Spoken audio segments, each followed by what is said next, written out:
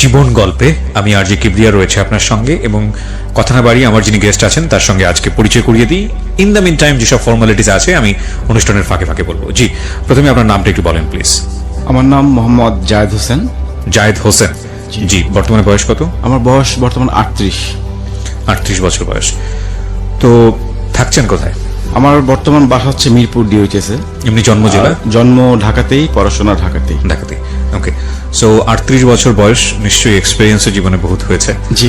জীবন গল্প অনুষ্ঠানটা শোনেন কি আপনি, নাকি কারো কাছ থেকে খোঁজ পেয়ে? আমি ওই গাড়িতে শোনা হয়েছে আমার প্রথম ফার্স্ট টাইম। আচ্ছা। তারপর থেকে রেগুলার শুনতাম ইউটিউব থেকে ডাউনলোড করে। আচ্ছা, প্রতিদিনই শোনা হয়। ফাইন। ইউটিউবের কথা যেহেতু চলে আসলো প্রিয় শ্রোতা, আমি অবশ্যই আপনাদেরকে বলবো আমাদের চ্যানেলটি সাবস্ক্রাইব করবার জন্য। ঢাকা FM 90.4 নামে ইউটিউবে সার্চ দিলে আপনি চ্যানেলটি পাবেন। আর আপনি যদি অ্যাড্রেস বারে খোঁজ করেন তাহলে বলবো www.youtube.com/DFM904। অবশ্যই সাবস্ক্রাইব করবেন, পাশাপাশি নোটিফিকেশনটা অন করে রাখবেন, তাহলে আপনি আপডেটেড হতে পারবেন। এবং একই সাথে একটা কথা বলতে চাই, আমাদের এই অনুষ্ঠানটি আপনারা এখন ইউটিউবে প্রিমিয়ার শুনতে পাচ্ছেন, অর্থাৎ রেডিওতে যেভাবে শুনতে পাচ্ছেন এই মুহূর্তে ইউটিউবেও শুনতে পাচ্ছেন। সো ইউটিউবে আপনি গেলে এখন শুনতে পাবেন আমাদের অনুষ্ঠানটি। ওকে, যেটা হয় আর কি, আমরা ছোটবেলা থেকে শুরু করি বা যেখান থেকে আসলে আমাদের গেস্টের বলার ইচ্ছা থাকে সেভাবে ফ্লোর দিই। তো আপনি শুরু করতে পারেন। জি। আমি শুরু করব আজ থেকে 10 বছর আগে, 2008 সাল থেকে শুরু করতে যাচ্ছি আমি। জি না, কিন্তু আপনার শৈশবটা আমরা একটু জানতে চাই। কোথায় জন্মগ্রহণ করেছেন? আমি আমার জন্ম ঢাকাতেই। বাবা গভর্নমেন্ট জব করতেন, সেই হিসেবে মতিঝিল এজিবি কলোনিতে বড় হয়ে ওঠা। পড়াশোনা করেছি মতিঝিল মডেল হাই স্কুল। কয় ভাই বোন ছিলেন? আমরা 4 ভাই 5 বোন। 4 ভাই 5 বোন। জি, 4 ভাই 5 বোন, এবং বাবা গভর্নমেন্ট জব করতেন। জি।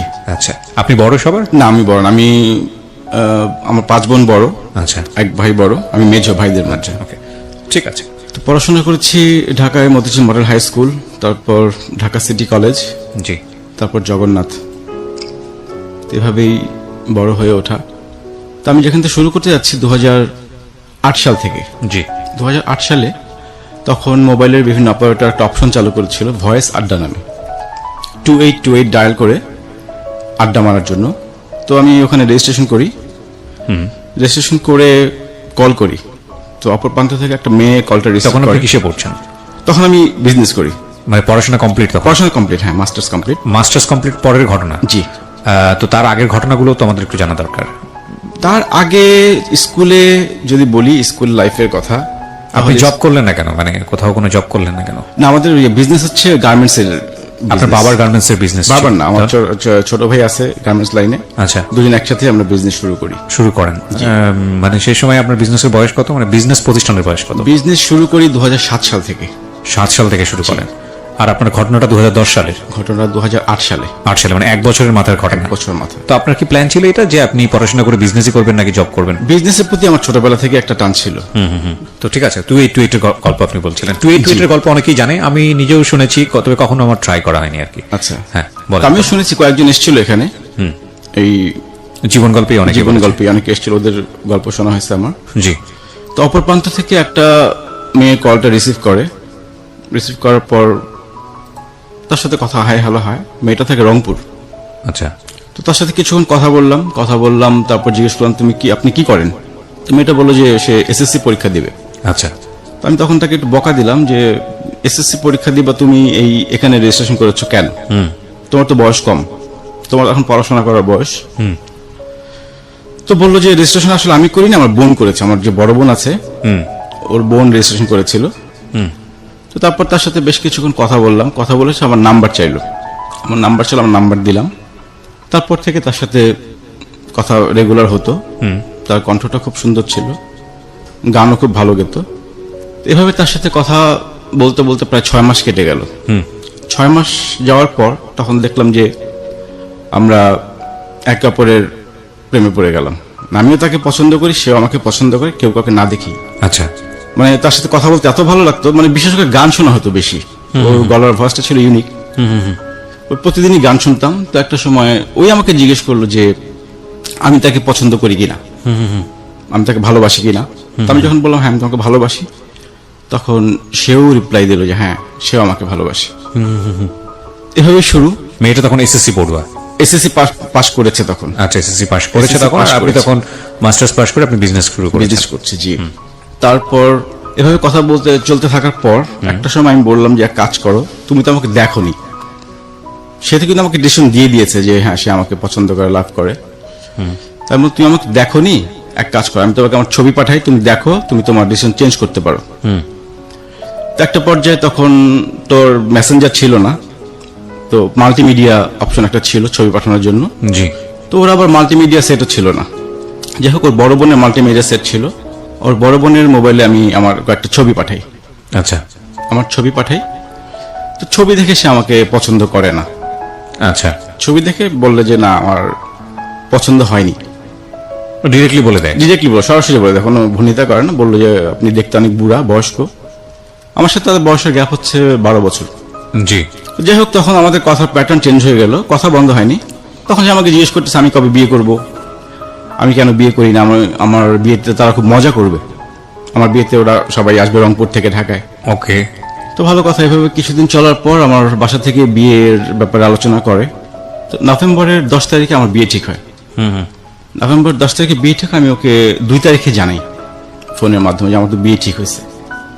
তো আমি যখন এই খবরটা তাকে দেই, সে কিছুক্ষণ চুপ করেছিল। বিয়ে হয় ঠিক হয় মানে আমি ঠিক বুঝলাম না।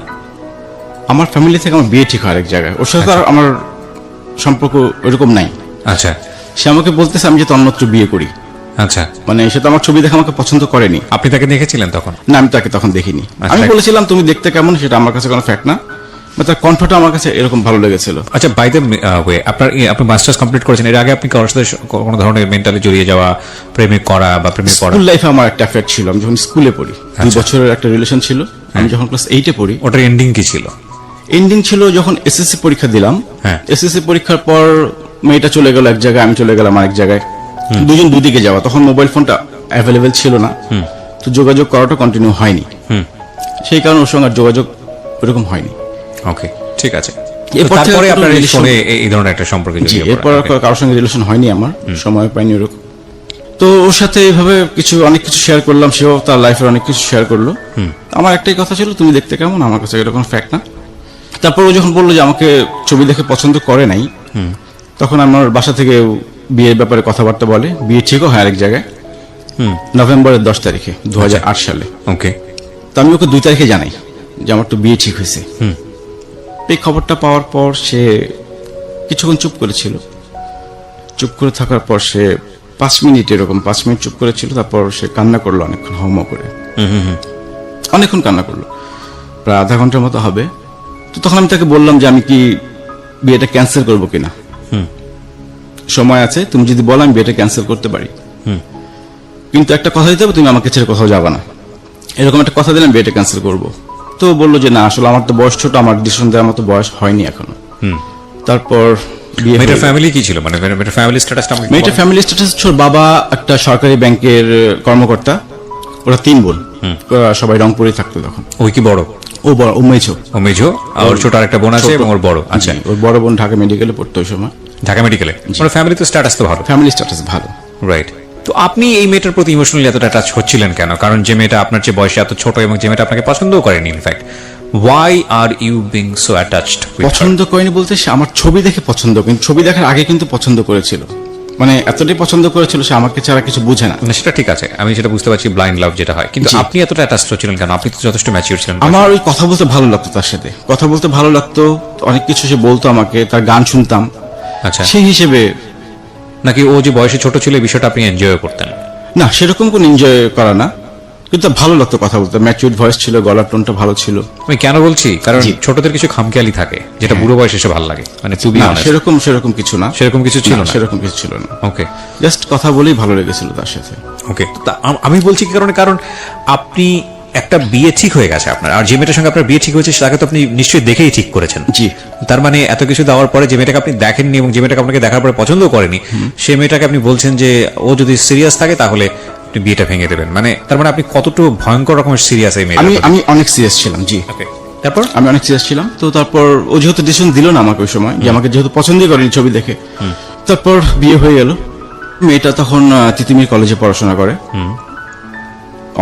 অনার্স ফাইনাল ইয়ারে পড়ে। জি। তো মোটামুটি 3 মাস ভালোই সংসার কাটছিল আমাদের, নতুন সংসার। আপনি হ্যাপি ছিলেন মেয়েটাকে নিয়ে? আমি হ্যাপি ছিলাম। হ্যাপি ছিলেন মানে কমপ্লিটলি আচ্ছা, যে মেয়েটার সঙ্গে আপনি পেন ফ্রেন্ডশিপ, যে মেয়েটার সঙ্গে আপনার ফোনের সম্পর্ক, ওনার নাম কি ছিল? নাম ছিল হানি। হানি। আর যাকে আপনি বিয়ে করলেন, আপনার ওয়াইফ, ওনার নাম কি? ওর নাম হচ্ছে রুবি। তো রুবির সাথে আপনি কমপ্লিটলি হ্যাপি ছিলেন? হ্যাপি ছিলাম। তার মানে হানির সাথে তো কমিউনিকেট করার কোনো প্রশ্নই ওঠে না? না, প্রশ্নই ওঠে না। ওকে, তারপর? 3 মাস পর হানি আমাকে ফোন দেয়। ফোন দিয়ে অনেক কান্নাকাটি করে, সে টিকতে পারতেছে না, তার খুব খারাপ লাগতেছে, সে ঘুমাইতে পারে না, মানে সে সুইসাইড করবে এরকম একটা পজিশন তার। 3 মাস পরে ফোন দিই? 3 মাস পর। 3 মাসে আমার সঙ্গে কোনো যোগাযোগ করেনি, আমিও করিনি। তো সে সুইসাইড করবে, সে আমার থেকে ক্ষমা চায় যে আমাকে মাফ করে দিও, এরকম অনেক কিছু। তো আমি তাকে বুঝালাম যে আসলে এটা তো সমাধান না, সুইসাইড এটা কেমন কথা। সে প্রতিদিন ব্লেড নিয়ে ঘুমাতো রাতের বেলা। এগুলো আপনাকে বলেছে সে? এগুলি বলেছেন। আপনি তো দেখেন নাই? না না, রাইট। হাতে রক কেটে দিবে একটা আস্তে করে, আর আমি কোনো খোঁজ খবর পাবো না। এগুলো বলে বলে আপনাকে এগুলো বলে বলে, হ্যাঁ। তা আমি এখন পড়লাম টেনশন, এখন যদি সুইসাইড করো তাহলে তো সমস্যা হবে আমার, যে আমার কারণে সে সুইসাইড করছে, আমি নিজেকেও ক্ষমা করতে পারবো না। তো এভাবে তার সাথে কথা বলতে থাকলাম, বুঝাতে থাকলাম, প্রতিদিনই একই কথা যে সে সুইসাইড করবে, সে টিকতে পারতেছে না। লাস্টে এমন একটা পর্যায়ে চলে আসে, সে আমার সেকেন্ড ওয়াইফ হবে এরকম একটা অফার করে? এরকম একটা অফার করে। তা আমি তখন কিছু বললাম, সেটা তো সম্ভব না, বিয়ে করে ফেলছি না, আগে কেন বলনি আমাকে, আমি তো অপশন দিয়েছিলাম। তো সে এভাবে মানে কথা বলতে বলতে একটা সময় আমার ওয়াইফের সাথে কথা বলে। কিভাবে কথা বললো? ঘটনাটা কি ছিল? ঘটনা ছিল আমার ওয়াইফের সাথে কথা বলবে। আচ্ছা, তারপর আপনি কি করলেন? তারপর আমি ওয়াইফকে দিলাম যে আমার ছোট একটা ফ্রেন্ড, মোবাইলে পরিচয়, ওয়াইফকে খুলে বলছি, অন্য কিছু বললেন, জাস্ট বলছি কথা হয় ওর সাথে। আপনার তার মানে আপনি হানির সঙ্গে আগে প্ল্যান করেছিলেন যে যে আপনার পরিচয়, তোমার পরিচয় করিয়ে দিব আমার বন্ধু হিসেবে, সেই হিসেবে তুমি কথা বলতে পারো? ও বলছিল যে ভাবির সাথে কথা বলবে, হ্যাঁ, যে একটু ভাবির সাথে কথা বলবো, কেমন মানুষ। কিন্তু কথা বলাটা আপনার জন্য তো রিস্কি ছিল। আপনি নিশ্চয়ই হানিকে কোনো না কোনো ভাবে ম্যানেজ করে, যাতে সে চিনতে না পারে, বুঝতে না পারে, এরকম ভাবেই তো আপনি ওয়াইফের সঙ্গে কথা বলিয়েছেন। সেরকম না, সে বলেছিল আমার ওয়াইফের সাথে কথা বলবে, তার ইচ্ছা যে আমার ওয়াইফের সাথে তার অনেকদিন ইচ্ছা কথা বলবে। কেমন বিষয়টা আপনার জন্য রিস্কি না? আপনার জন্য সে যদি ফোন করে ওয়াইফকে যদি কোনো কিছু বলে দেয় বা কিছু একটা হয়ে যায়, তখন সেরকম কোনো রিস্ক আমি মনে করিনি। কেন মনে করেননি? কারণ বলার তো কোনো প্রশ্নই আসে না, যে আমি বিয়ে করে ফেলছি এখন, আর তার সাথে আমার অমন কোনো রিলেশন তো ছিল না, যাকে আমি দেখিনি এখনো। ওকে, তারপর? তারপর ওয়াইফের সাথে কথা বলতো, ওয়াইফের সাথে খুব ভালো একটা রিলেশন তৈরি হলো, মাঝে মাঝে ফোন দিত।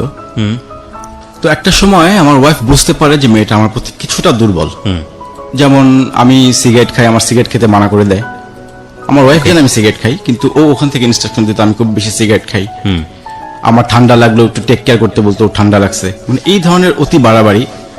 তো ওয়াইফ একটা সময় বিরক্ত হয়ে গেল, তো বিরক্ত হয়ে আমাকে বলল যে এই মেয়ে যাতে তোমাকে নেক্সট টাইম ফোন না দেয়।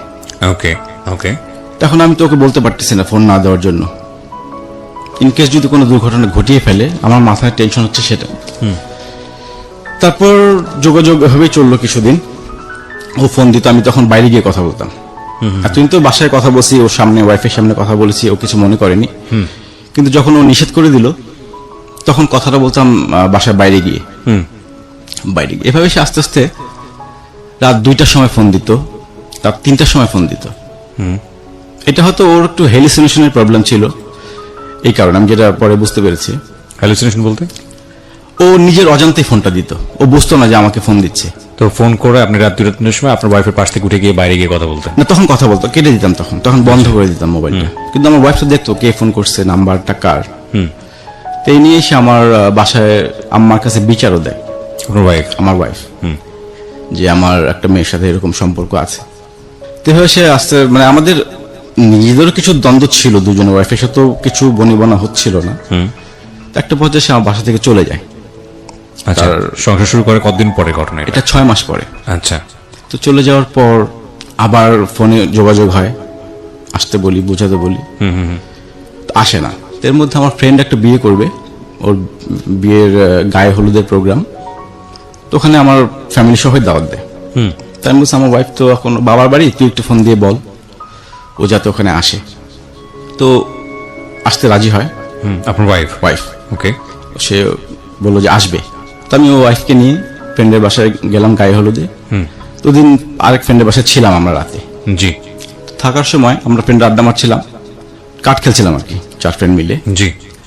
তেমন সময় আমার মোবাইলে ফোন আসে, হানি ফোন করে রংপুর থেকে। তো ফোনটা আমার ওয়াইফ ধরে তাদের মধ্যে অনেক ঝগড়া হয়, অনেক গালিগালাজও চলে। আপনার সামনে? সেটা আমার সামনে না, আমরা পাশের রুমে কাঠ খেলছি। আচ্ছা।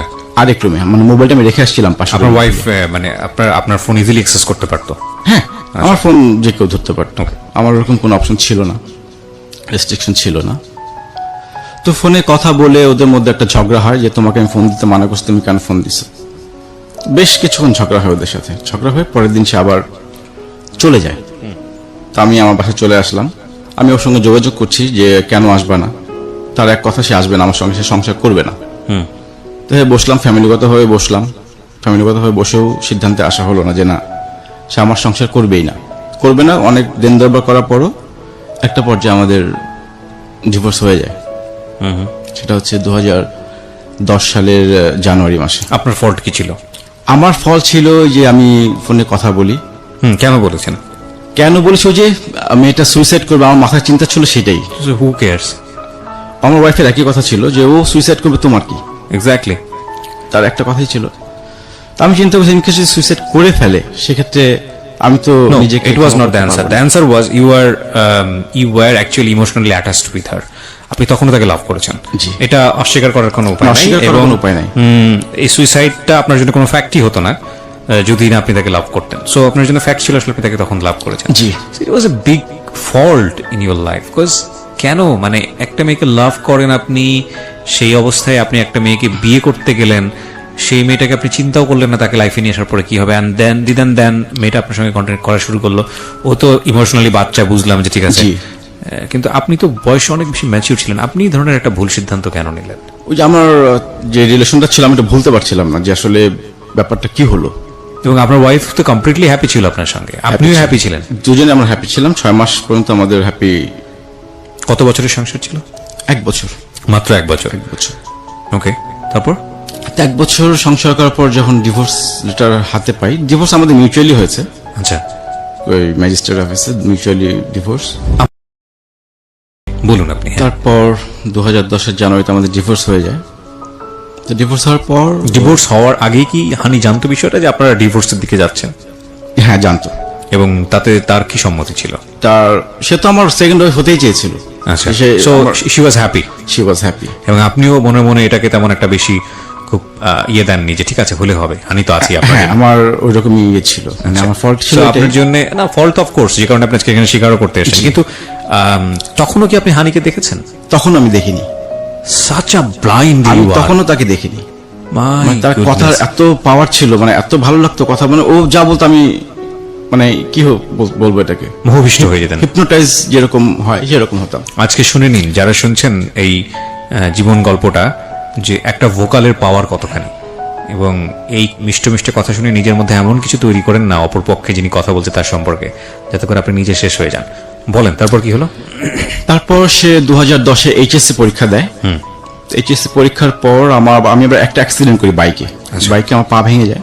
তো কে একজন বলেছিল আমাকে রংপুরে একটা তেল পাওয়া যায়, হাড় ভাঙার তেল পাওয়া যায়। আচ্ছা, তো আমি তখন যাই, রংপুর যাই তেলটা আনতে। এ ফাঁকে ওর সঙ্গে দেখা করার ইচ্ছা ছিল, তো ওর বাসায় যাই সরাসরি। আচ্ছা, ও সরাসরি বাসায় যেতে পারে। কত বছরের সম্পর্কের পরে বাছাই গেলেন? এটা 2008 থেকে 2010। 2008 থেকে 2010 এর দিকে কি 2 বছর পরে ওর 2 বছর। আচ্ছা, 2 বছর পর ও বাইরে আসতে পারবে না, মানে বাসা থেকে বাইরে আসতে পারবে না। তো সে বললো যে বাসায় যাওয়ার জন্য। ইন দ্য মিনিট ওর বাসায় কি সবাই জানতো যে আপনার এরকম একটা ওর বাসায় সবাই জানে, আমার সাথে কথা বলে। আচ্ছা, কিন্তু আপনার সঙ্গে আমার বিয়ে হয়েছে সেটাও জানে।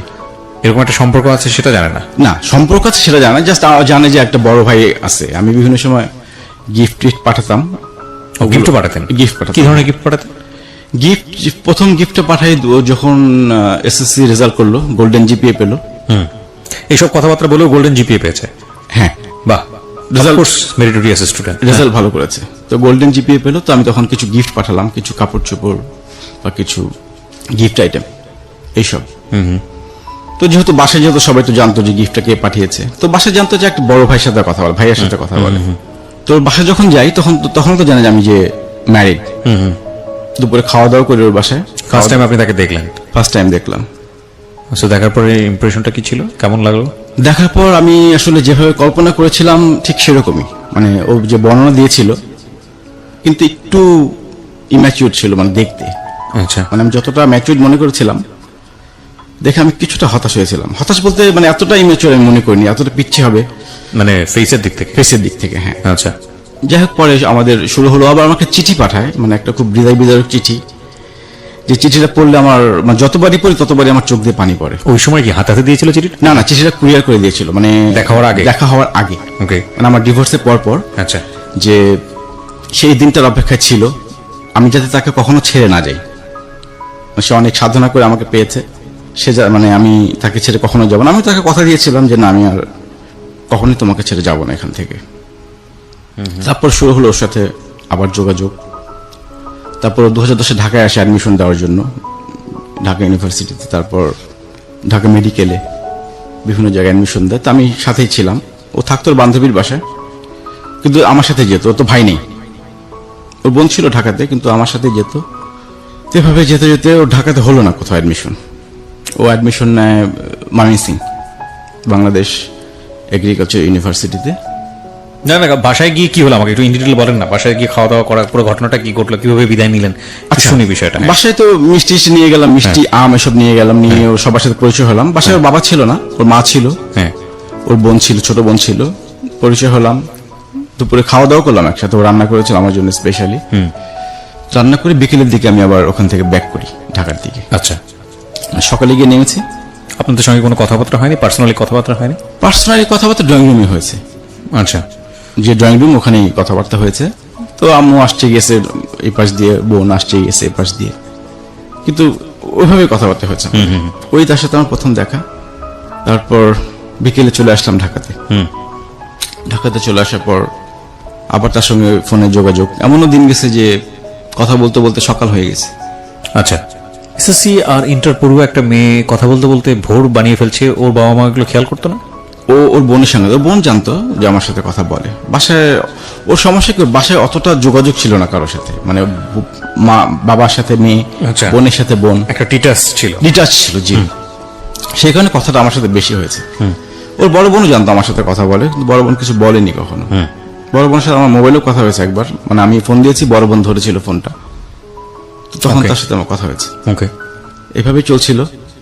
তো ওর অ্যাডমিশন হলো ময়মনসিং বাংলাদেশ এগ্রিকালচার ইউনিভার্সিটিতে। তারপর তো আমার যোগাযোগ, আমি প্রতি সপ্তাহে যেতাম ঢাকা থেকে ময়মনসিংহ। ঢাকা থেকে ময়মনসিং। গিয়ে কি করতেন? গিয়ে আমি গাড়ি ড্রাইভ করে যেতাম। নিজের গাড়ি ছিল? নিজের গাড়ি, যে আচ্ছা, নিজের গাড়ি নিয়ে যেতাম ড্রাইভ করে। তো সবার সঙ্গে পরিচয় হলো প্রথম যখন গেলাম, বান্ধবী ফ্রেন্ডের সাথে পরিচয় হলো। দুপুরে খাওয়া দাওয়া করতাম একসাথে, খাওয়া দাওয়া করে নদীর পাড়ে ঘুরতাম। তারপর একটা লেক ছিল, ওই লেকের পাশে বসে থাকতাম। আবার রাতের বেলা চলে আসতাম সন্ধ্যার পরে। তো প্রতি সপ্তাহে যেতাম, অ্যাটলিস্ট মাসে 2 বার যেতাম আমি। সারাদিন থেকে বিকেলে চলে আসতাম। মাঝে মাঝে হলে থাকতাম, ও থাকার কথা বলতো, ওর যে ফ্রেন্ডরা আছে। তো আমার হলের প্রতি একটা দুর্বলতা ছিল সবসময়, যে ঢাকায় বড় হয়েছে, হলে থাকিনি কখনো। তো এই লাইফটা খুব এনজয় করতাম। হলে ওর ফ্রেন্ডের সঙ্গে ভালো আড্ডা মারতাম, সারা রাত কাট খেলতাম। পরের দিন ওর সাথে ঘুরে আবার চলে আসতাম ঢাকাতে। আচ্ছা। এভাবে চলতে চলতে 2011 সাল চলে আসলো। 2011-তে আমার এক ফ্রেন্ড বিয়ে করবে চিটাগং। তো ফ্রেন্ড আমাকে দাওয়াত করে, তো জানে যে আমি চিটাগং যাবো বিয়ে খেতে। তো বায়না হলো যে ও যাবে আমার সাথে। আচ্ছা। চিটাগং। তো চিটাগং যাবে, তখন ফ্রেন্ডকে বললাম যে ও তো যেতে যাচ্ছে। বলে অসুবিধা নেই, আমার আরেকটা ফ্রেন্ড আছে, ওর শালি হিসেবে যাবে। তো গেল, চিটাগং গেল, আমরা একসাথে গেলাম, কিন্তু সবাইকে পরিচয় করে দিলাম আমার ফ্রেন্ডের শালি। ওকে। এবং রাতে ছিল ফ্রেন্ডের ওয়াইফের সাথে ছিল। ওকে। চিটাগং। তো চিটাগং আমরা 4 দিন ছিলাম। 4 দিন ঘুরলাম, পতেঙ্গা, তারপর ফয়েজ লেক, যা যা আছে 4 দিন ঘুরে টুরে আবার চলে আসলাম। ওকে আমি ময়মনসিং দিয়ে আবার ঢাকা ব্যাক করলাম। জি। এভাবে চলতে চলতে ওর ভার্সিটিতে একটা সংগঠন আছে, অঙ্কুর কালচারাল অর্গানাইজেশন, ও ওখানে যুক্ত হয়। আচ্ছা। তা আমার আবার সমস্যা নাই, আমি আবার সাংস্কৃতিক মনা, গান বাজনা পছন্দ করি। তো আমাকে বললো যে আমি যে একটা অর্গানাইজেশন যুক্ত হয়েছি, তুমি কি বলো? সে অসুবিধা নেই, ভালো। 11 শেষের দিকে মনে হয় ওদের একটা প্রোগ্রাম ছিল, পারফর্ম করবে, নাচ করবে, একটা গান গাবে। আচ্ছা। তো আমি যথারীতি গেলাম প্রোগ্রাম দেখতে। প্রোগ্রাম দেখে চলে আসলাম, ভালো পারফর্ম করলো ওখানে। এর মধ্যে যেতে যেতে ওর ফ্রেন্ডদের সাথে ভালো একটা আন্ডারস্ট্যান্ডিং তৈরি হয়ে গেল আমার, বা ফ্রেন্ড বা সিনিয়র ভাই। তো সবার সাথে ভালো পরিচয় হলো, ভাই বোনের সম্পর্ক সবার সাথে। তারপর আসলো 2012 সাল। 2012-তে আমরা 3 ফ্রেন্ড মিলে ঘুরতে যাই। আচ্ছা। আবার তখন যাই সিলেটে, ফ্যামিলি সহ। হানিও ছিল আমাদের সাথে, আমরা 3টা ফ্যামিলি গেলাম। তো হানি আবার যেহেতু আমরা বিয়ে করিনি তখনও, আমার ফ্রেন্ডের ওয়াইফের সাথে ছিল।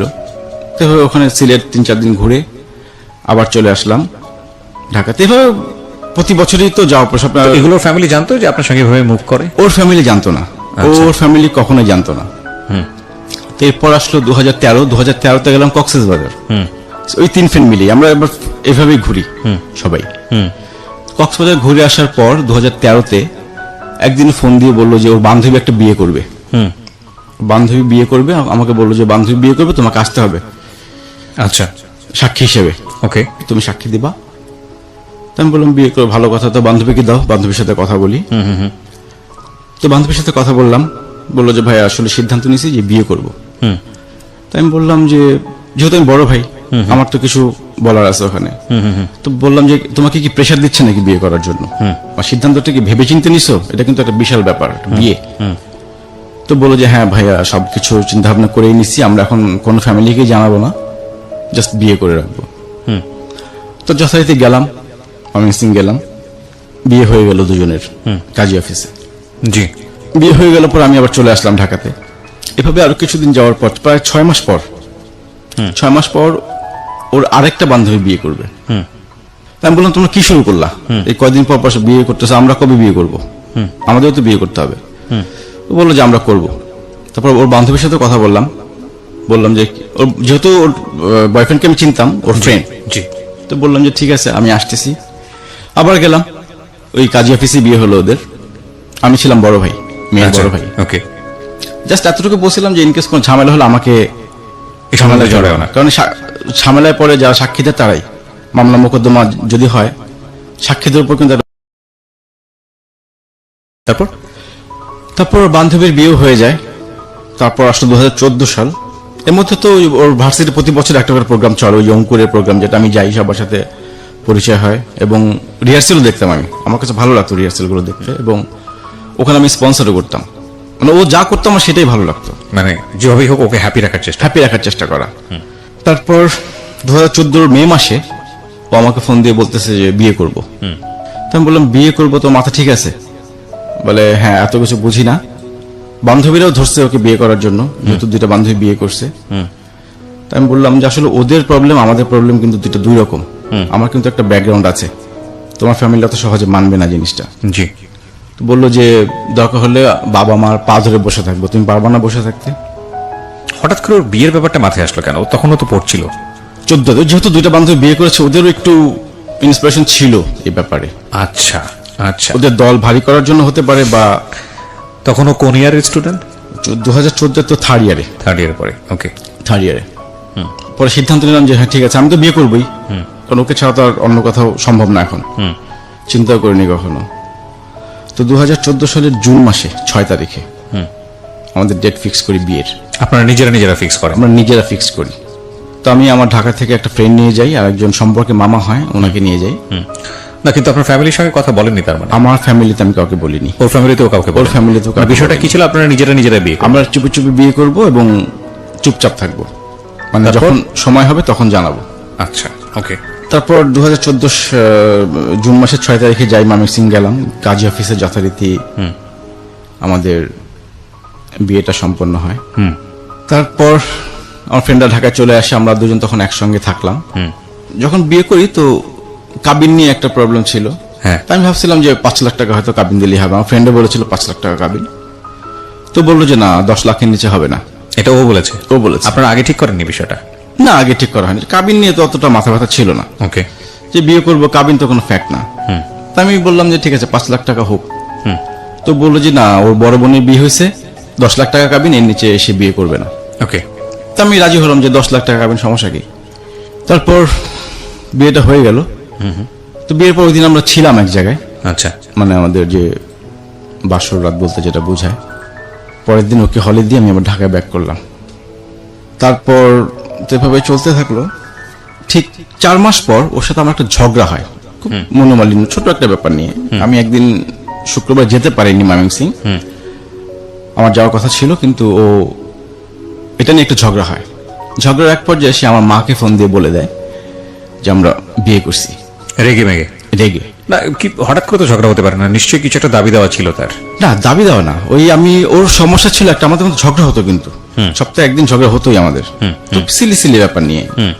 এই আমার সকালে যাওয়ার কথা, আমি যদি 12টার সময় পৌঁছাই ওটা নিয়ে একটা ঝগড়া হতো। আচ্ছা। তারপরে যদি এক শুক্রবার যেতে না পারতাম ওটা নিয়ে একটা ঝগড়া হতো। আমার বাবা হয়তো ফ্রাইডেতে গ্রামের বাড়িতে যাবে, ওনাকে দিয়ে আসতে যেতাম, সেই কারণে হয়তো আমার মিস হতো এই ফ্রাইডে গুলা। জি। কিন্তু একটা মিস হলে আমি পরেরটাতে যেতাম। আচ্ছা। এটা এইসব ব্যাপার নিয়ে ঝগড়া হতো। তো ঝগড়ার এক পর্যায়ে সে আমার মাকে ফোন দিয়ে বলে দেয় যে আমরা বিয়ে করছি, যে আপনার ছেলে কেন ময়মনসিং আসে না। ওকে, মানে আপনি কি যাওয়া কমিয়ে দিয়েছিলেন কোনো কারণে? না, যাওয়া কমিয়ে দিন, আমি পরপর 2টা শুক্রবার মিস করেছিলাম। আচ্ছা। মানে আমার যাওয়ার কথা ছিল, সবকিছু রেডি ছিল, কিন্তু হয়তো এক শুক্রবার বাবা গ্রামে যাবে, আচ্ছা। ওই কারণে যেতে পারিনি। পরের শুক্রবার হয়তো বাবা অসুস্থ ছিল, যে কোনো একটা সমস্যা হবে, 2 শুক্রবার মিস করেছিলাম। কেন মিস করলাম? এর আগে সে আমার মাকে ফোন দিয়ে জানিয়ে দেয়। ওকে। তো বাসায় ঢুকে দেখে আম্মা কান্না করতেছে। তো আম্মাকে জিজ্ঞেস করলাম যে কি হয়েছে। আম্মা কথা বলে না আমার সাথে, কথা বলে না। পরে বললো যে তোমার ফ্রেন্ডের নাম্বারটা দাও। ফ্রেন্ড বলতে আপনি বাসায় জানতো যে আপনি এক ফ্রেন্ডের সঙ্গে কথা বলেন বা এরকম কোন? না, আমার ফ্রেন্ড বলতে আমার ছেলে ফ্রেন্ড, আমার যে ছোটবেলা। ওকে ওকে। ওই ফ্রেন্ডের নাম, কারণ জানে, আম্মা জানে যে আমার যদি বিয়ে করে থাকি ওই ফ্রেন্ড নিশ্চয়ই জানবে। আচ্ছা। তো ফ্রেন্ড নাম হচ্ছে মিঠু। তো আমি তখন বুঝতে পারলাম যে আম্মা কি কিছু জানলো। পরে আমি ফ্রেন্ডকে ফোন দিলাম, ফোন দিয়ে বললাম তুই কি আম্মাকে কিছু বলছিস? বলে না, কিছু বলিনি। তো কেন, কি হয়েছে? আপনার ফ্রেন্ড কি জানতো বিষয়টা? ও ফ্রেন্ড সাক্ষী ছিল। ওকে ওকে। আমি বললাম তুই কিছু বলছিস কিনা? আর কিন্তু কেউ জানে না, আমার কোনো ফ্রেন্ড সার্কেলও জানে না, ওই একজন ছাড়া। তো বলে যে আমি কিছু বলিনি। তখন আম্মার মোবাইলে আমি চেক করলাম যে কোনো কল আসছে কিনা, দেখি যে হানির নাম্বার থেকে কল আসছে। ওকে। কল আসছে প্রায় 5 মিনিটের মতো ডিউরেশন। তখন আমি বুঝে গেলাম যে কিছু একটা হয়েছে। তো ওকে, হানিকে ফোন দিলাম যে তুমি কি আম্মাকে বলছো কিছু? বলে হ্যাঁ বলছি। তখন সরি বলতেছে আমার কাছে, বলে আসলে ভুল হয়েছে, আমার আগের মাথায় বলে ফেলছি। তো বলে ফেলছে, তখন আমি আবার আম্মার পা ধরে মাপ চাইলাম যে আম্মা আসলে ভুল করছি। ওর বিয়ে ঠিক হয়ে যাচ্ছিল, বাসা থেকে প্রেশার দিচ্ছিল, এই কারণে বিয়েটা করে রাখা, আর কিছু না। তা আমার একটা কথা ছিল যে তোমার সম্পর্ক আছে আমরা জানতাম, আমরা তো না করতাম না কখনো, এভাবে কেন করলা? আমরা সবাই যেতাম ওখানে। তো এভাবে আম্মা আমার সাথে প্রায় 6 মাস কোনো কথা বলেনি। এরপর আবার আমরা একটা ট্যুর দেই নেত্রকোনা। জি। ওই সেই 3 ফ্রেন্ড মিলে। না কিছু বলে, আমার বাবা তো কিছু বলতে পারতো। আমার বাবা কিছুই জানে না এই ব্যাপারে। তো মা বলে দেয়নি ঘটনার পরে? না, আমার বাবা স্টিল নাও কিছুই জানে না। কি বলেন আপনি? আমার বাবা কিছুই জানে না, এখনো কিছু জানে না। Life is more than drama, আমরা সবসময় বলি। So everything is possible in life. Okay, আমরা একটু আগাই সামনের দিকে। হ্যাঁ, তো মা কিছু বললো না? আপনি মাকে বললেন না যে মা তুমি এটা বলো না, বা মাকে সরি বলা কিছু? মাকে, মা পা ধরে বসেছিলাম আমি। আচ্ছা, তারপর মা কি বললো? বসে অনেকক্ষণ কান্না করলাম। আম্মা খুব কষ্ট পাইছে, মনে হয় আমার মৃত্যু সংবাদ পেলে মনে হয় এত কষ্ট পেত না, মানে এই খবরটা পেয়ে যতটুকু সে কষ্ট পাইছে। কারণ আমি ছিলাম আমার মার খুব পছন্দের একটা ছেলে। জি। আমাকে বেশি পছন্দ করে বাসা সবার থেকে। তো আমি আমার মাকে নিয়ে বিভিন্ন জায়গায় ঘুরতেও যাই, বলা হয়নি এগুলা। বিভিন্ন ভ্যালেন্টাইন্স ডে, পহেলা বৈশাখ আমি আম্মাকে নিয়ে ঘুরি। তো আম্মার সাথে আমার রিলেশনটা ছিল অন্যরকম। আম্মা জানতো ওর সাথে আমার রিলেশন আছে।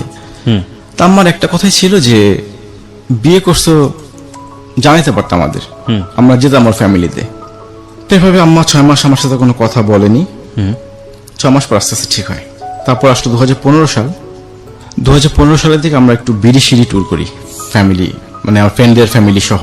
ওকে। 3 ফ্রেন্ডের ওয়াইফ, আমি ড্রাইভ করে যাই, সব জায়গাতে আমি ড্রাইভ করে যেতাম। মানে আমাদের 3টা গ্রুপ ছিল এই 3 জনের। তো বিড়িশিরি ছিলাম 2-3 দিন, 2 দিন ছিলাম ওখানে। তারপর বিড়িশিরি থেকে আসার পর একদিন ওর সাথে রাতে কথা বলছিলাম, তখন প্রায় রাত 2টা বাজে। তা আমি দেখলাম যে ওই কিছুটা অ্যাবসেন্ট মাইন্ডের, মানে আমার কথা সে ঠিক মতো শুনতেছে না, মানে ফোনটা রাখার জন্য সে ব্যস্ত। 2টা কি 2:30 বাজে তখন। তো আমার অনেক চেষ্টা করতেছে কথা বলার জন্য, কিন্তু সে আমার সাথে কোনোভাবেই আগাচ্ছে না কথাতে। তো একটা পর্যায়ে ফোন রেখে দিলাম। তো আমার একটু সন্দেহ হলো, এরকম করতেছে কেন, মানে মনে হচ্ছিল কারোর সঙ্গে চ্যাটিং করতেছে এরকম কিছু। আচ্ছা। তো 2014 সালে আবার বিয়ের পর আমাদের দুজনের পাসওয়ার্ড একই ছিল ফেসবুকের। আচ্ছা। আমি কখনো ঢোকা হয়নি, ওরটাও যা আপনারটাও তাই? ওরটাও যা আমারটাও তাই। এটা ওই করেছিল, কিন্তু ও আমারটাতে ঢুকতো বিভিন্ন সময়, আমার কখনো ঢোকা হয়নি। পরে আমি ওর মেসেঞ্জারে ঢুকলাম। ঢুকে দেখি সে একটা ছেলের সাথে চ্যাটিং করতেছে এবং ভাষাগুলো খুব নোংরা, ওকে। খুব নোংরা ভাষা। আপনি বাড়িতে ঢুকে আপনি বসেছিলেন, মানে কি কি কথাবার্তা? কিছুক্ষণ দেখলাম চ্যাটিং এর, মানে প্রথম এটাই ছিল, আসো তোমাকে, মানে আমার চোখে যেটা পড়ছে, আসো তোমাকে আজ না আরেকদিন, মানে এরকম কিছু কনভারসেশন। তো এইভাবে বেশ কিছু নোংরা, মানে এত নোংরা ভাষা আমি কখনো শুনিও নি, দেখিও নি। আর ওর সাথে আমার এরকম কখনো হয়নি, প্রশ্নই আসে না। আচ্ছা, এগুলো ধরনের কথাবার্তা কখনো না, কখনো এই ধরনের নোংরা কথাবার্তা ও পছন্দ করতো না, আমি পছন্দ করতাম না। তো কিছুক্ষণ প্রায় 3-4 মিনিট দেখার পর আর নিতে পারছিলাম না তখন জিনিসগুলা। একটা পর্যায়ে ছেলে বলতেছে তোমার একটা ছবি পাঠাও, টপলেস ছবি। ও একটা ছবি পাঠায়, টপলেস পাঠায় না, জাস্ট ওড়না ছাড়া একটা ছবি পাঠায়। এটা মানে ও পাঠায়, আপনি ওখানে বসে আছেন, আমি দেখছেন? দেখতেছি স্টিল নাও আমার চোখের সামনে। ওকে। ও ছবিও পাঠায়, কিন্তু ছেলে বললো এই ছবি কেন, আমি তো এই ছবি পাঠাতে বলিনি। তো বললো যে এর বেশি পসিবল না। ওকে। এর বেশি পসিবল না। তখন আমি ওকে ফোন দিলাম, আমি পারছিলাম না তখন, মানে আমার সব ভালোবাসা বিশ্বাস এক মুহূর্তে জিরোতে চলে আসলো, যে আমি কি দেখলাম এটা। পরে ওকে ফোন দিলাম যে কি করতেছ। ও বললো যে এক জুনিয়র নক দিছে, ওটা রিপ্লাই দিলাম। জুনিয়রটা কে? বলে ঈশিতার কাজিন, ওর বান্ধবী ঈশিতা, ওর কাজিন। ও কি করে, কোথায় থাকে, সবকিছু যখন ও বল তুমি এমন করতেছো কেন, মানে এত কিছু কেন জিজ্ঞেস করতেছি আমি। তখন আমি একটু ভাষা খারাপ করলাম, না তুই জানিস না কেন করতেছি আমি এরকম। ওই কনভারসেশনের মধ্যে কথা আপনি ইন্টারাপ্ট করে ফেললেন? হ্যাঁ, আমি তো তখন ফোন দিয়েছি তাকে, মানে আপনার ওয়াইফকে ফোন দিয়েছেন? আমার ওয়াইফকে ফোন দিয়েছি। আচ্ছা, তো কনভারসেশন চলতেছিল এই অবস্থায় ফোন ওই দিয়েছেন? অবস্থা ফোন দিয়েছি, হ্যাঁ। আচ্ছা, প্রথমে বলেছি কি করো, মানে আপনি কন্ট্রোল করতে পারেননি, কন্ট্রোল করতে পারিনি তখন আমি। That is another big mistake. Fine, আমি আসলে বিগ মিস্টেক বলবো কি, মানে মাথা তখন আসলে হয়তো ওনার ঠান্ডা ছিল না, যে কারণে উনি এটা করে ফেলেছেন। বাট এটা খুব খুব ঠান্ডা মাথায়, যেহেতু পাসওয়ার্ডটা আপনার কাছে ছিল, জি, খুব ঠান্ডা মাথায় আপনি পুরো ঘটনাটাকে রিভিল করতে পারতেন। আমি কখনোই ঢুকিনি। আচ্ছা, জীবনে কখনো ঢোকেননি, শুধু সন্দেহ হচ্ছে বলে ঢুকেছেন। সন্দেহ হয়েছে। But what happen in her life, sorry in his life, so ওইটাই আমরা আমাদের এখানে প্রচার করছি। বাট টুকি টুকি কয়েকটা জায়গায় যদি কখনো আপনার লাইফে এরকম সিচুয়েশন ফেস করতে হয়, দুই একটা জাস্ট একটু টিকা টিপ্পণী করছি এই কারণে, যদি হয় কখনো, তাহলে আপনি যেটা করবেন, প্রথমত সন্দেহ করা ভালো কিছু না, তারপরে যদি সন্দেহ করে যদি ভিতরে গিয়ে এরকম কোনো কিছু পানও, সেটা যে কোনো ক্ষেত্রে হতে পারে, ছেলের ক্ষেত্রে বা মেয়ের ক্ষেত্রে, দেন মাথা ঠান্ডা রেখে পুরো ঘটনাটা রিভিল করাটা খুব জরুরি। কেন জরুরি সেটা হয়তো আমি অনুষ্ঠানের শেষের দিকে গেলে আপনাদেরকে বলবো। তারপর তো বেশ কিছুক্ষণ রাগারাগি করলাম তার সাথে, এবং তখনই ব্রেকআপ করে দিলাম। তোমার সাথে ফার্দার আপনি বলেছেন ওকে যে, ওকে বলেছি যে আমি কি দেখেছি বা কি হয়েছে না? হ্যাঁ, ও জানে, ও তখন বুঝতে পেরেছে। পুরো জিনিসটা বলে আমি ওকে স্ক্রিনশট পাঠিয়ে দিয়েছিলাম তখন। ও, আপনি স্ক্রিনশটগুলো নিয়ে নিয়েছেন? 2-3টা নিয়েছিলাম। এগুলো আছে আপনার কাছে এখন ডকুমেন্টস? আছে, আমার কাছে আছে, স্ক্রিনশট আছে। ওকে। তো আমি ওকে আবার এই স্ক্রিনশটে পাঠিয়ে দিয়েছিলাম। তো তখন খুব সরি বললো। আপনি ঘটনাটা জানতে চাইলেন না যে কি হয়েছে তোমাদের মধ্যে? হ্যাঁ, ওই বলতেছে জুনিয়র, তো জুনিয়রের সাথে এরকম রিলেশন কেন তোমার? জুনিয়র বান্ধবী? বলতে ওর ডিপার্টমেন্টের জুনিয়র? না না, ও ঢাকায় থাকো, বান্ধবী কাজিন। ওই একদিন ময়মনসিংহ গিয়েছিল, সেখানে তার সাথে পরিচয় হয়েছে। তোর সাথে দেখলাম প্রায় 15 দিন যাবত এরকম চ্যাটিং হচ্ছে। মানে আপনাদের মধ্যে কি এমন কোনো ব্যাপার ছিল যে কারণে ও এই ধরনের কাউকে দিয়েছে, নাকি এগুলোর হ্যাবিচুয়াল ব্যাপার ছিল যে হঠাৎ করে হচ্ছে? না, এটা আমি ওই দিনই প্রথম জানতে পারি, এর আগে কখনো আমার ইয়ে ছিল না। আপনি তো একটা বিষয় নিশ্চিত যে একটা মেয়ে সাধারণত আমরা দেখি যে এই ধরনের সম্পর্কে গেলে তার সঙ্গে সম্পর্কটা খুব ডিপলি থাকে, আইদার খুব ডিপলি থাকে অথবা এটা অন্যরকম ব্যাপার স্যাপার। তো আপনি কি নিশ্চিত হলেন সম্পর্কটা আসলে কি ছিল? আমি দেখলাম ওদের সাথে একদিন দেখা হয়েছিল মাত্র। আচ্ছা, একদিন দেখা হয়েছিল, ছেলেটা ময়মনসিংহ গিয়েছিল। হ্যাঁ। এরপর থেকে এর সাথে এই বিগত 15 দিন যাবত একই রকম চ্যাটিং করতেছে। ও মানে এটা আসলে কোনো অ্যাফেয়ার ছিল না? না, অ্যাফেয়ার ছিল, বাট এটা এক ধরনের ভার্চুয়াল কি বলা যেতে পারে, এক ধরনের ফিজিক্যাল ইন্টিমেসি। হ্যাঁ, সেরকম। ওকে। ভার্চুয়াল, তার সঙ্গে রিলেশন ছিল না, জাস্ট ও জুনিয়র। ওকে। তো আপনি তাকে জিজ্ঞেস করলেন না যে তুমি এই ধরনের সম্পর্ক কেন করছো বা হ্যাঁ, এটা? জিজ্ঞেস করেছি, সে সরি বলছে, তখন ভুল হয়েছে তার।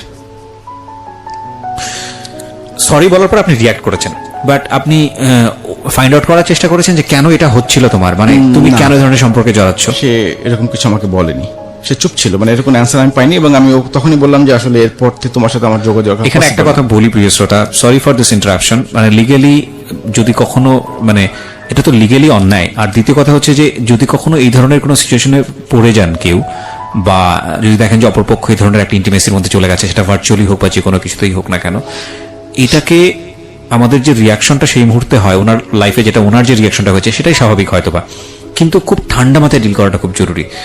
এই কারণে জরুরি যে এটা আপনার একজন সাইকিয়াট্রিস্টের সঙ্গে কথা বললেই হয়তো বা বুঝতে পারবেন যে আমাদের ভার্চুয়াল বলয়টা আমাদেরকে যত বেশি ফ্রি করে দিয়েছে ঠিক তত বেশি আমাদের মনের ভিতরে বিভিন্ন রকমের জিঘাংসা, সেটা সবার জীবনেই কম বেশি এই জিনিসগুলো আছে, বের করে নিয়ে আসতে পেরেছে। হয়তো বা ভার্চুয়ালি আমরা এভাবে মুভ না করলে হয়তো এগুলো কখনোই এক্সপ্রেস হতো না, কিন্তু যেহেতু আমাদের অপরচুনিটি আছে সে কারণে আমরা এই জিনিসগুলো করি, এবং করতে গিয়ে আমাদের একটা স্বাভাবিক সম্পর্ক, একটা সুন্দর সম্পর্ক, একটা ভালো সম্পর্ক, এটা ভয়ঙ্কর রকমভাবে বিপদের মধ্যে পড়ে। এবং যদি কখনো এই ধরনের সিচুয়েশন ফেস করেন, লাইক আপনি করছেন না, আপনার অপরপক্ষ হয়তো বা ইনভলভ, সেক্ষেত্রে আপনার মাথা ঠান্ডা রেখে পুরো বিষয়টাকে ডিল করাটা খুব জরুরি ফর বেটারমেন্ট, মানে আপনাদের দুজনের জন্যই।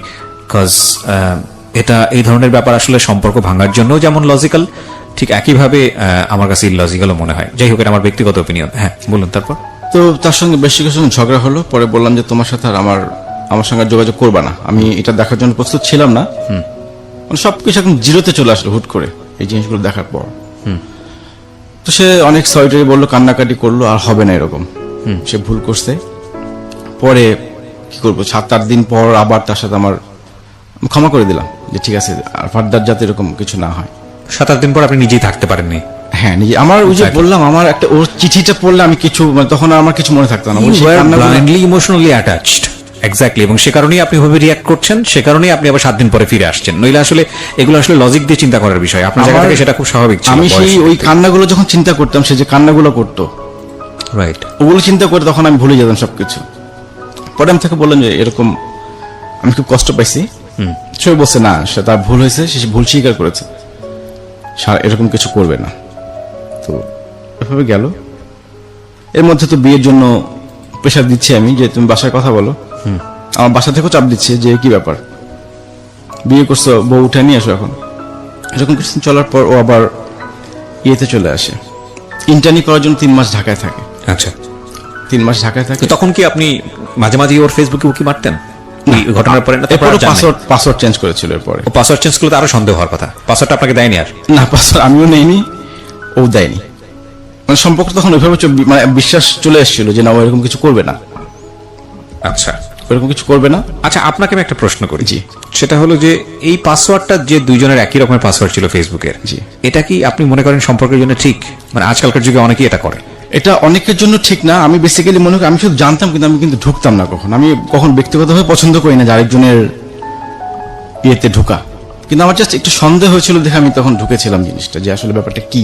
না, সেটা তো আপনি সন্দেহ হয়েছিল বলে ঢুকেছেন। তো পাসওয়ার্ড আমি ব্যক্তিগতভাবে যদি বলি, এটা রাখা ঠিক না। কেন ঠিক না?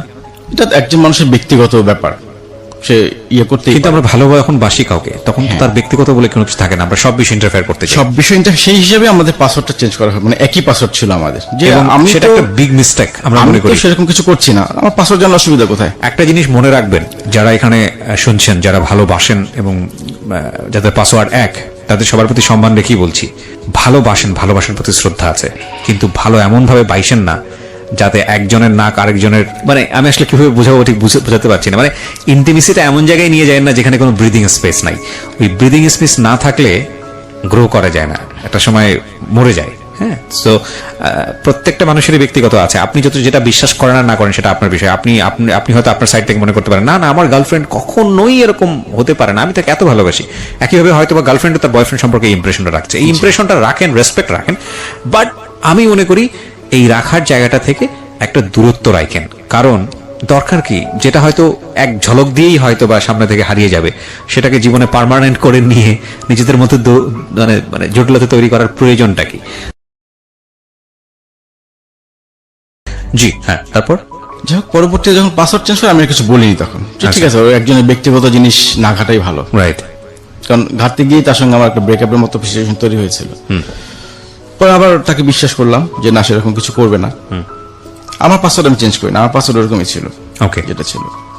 এরপর সে 3 মাস ঢাকায় থাকে ইন্টার্নি করার জন্য। ওকে, 3 মাস কন্টিনিউ তাকে আমি সময় দেই বলতে, সে ওর বোনের বাসা তখন মোহাম্মদপুর ছিল।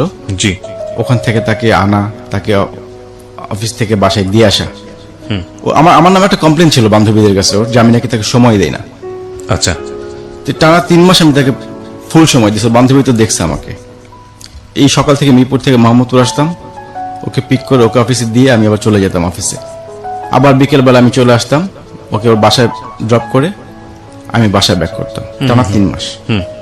তারপর ওর 2016 সালে তো MS কমপ্লিট করে, 2017তেও একটা জবে জয়েন করে। আচ্ছা, 2017 একটা প্রাইভেট ভার্সিটিতে সে লেকচারার হিসেবে জয়েন করে। ওকে। তো তারপর ও তো বিয়ের চাপ তো আমি দিচ্ছিলামই, যে বাসায় কথা বলে এখন ও বলতো যে না আগে মাস্টার শেষ হোক, জব করি, তারপরে বলে জব করলে আমার বাসায় আমার একটা আলাদা রকম পাওয়ার থাকবে কথার, তখন আমার কথা বাবা মা শুনবে। যাই হোক, জবে জয়েন করে 2017 সালের মে মাসে, আচ্ছা, মে মাসে জয়েন করে। তারপরেও চাপ দিচ্ছিলাম যে, প্রথমে বললাম যে ট্রিট দিব কবে, জব উপলক্ষে একটা ট্রিট চাইলাম। তো বললো যে দিব। আমি ট্রিট দিলাম প্রথম দিন। তো বললো যে স্যালারি হোক তারপরে ট্রিট দেব। আচ্ছা। তো 2 মাস হয়ে গেল, তো আমি জিজ্ঞেস করলাম কি ব্যাপার, তুমি স্যালারি পাওনি?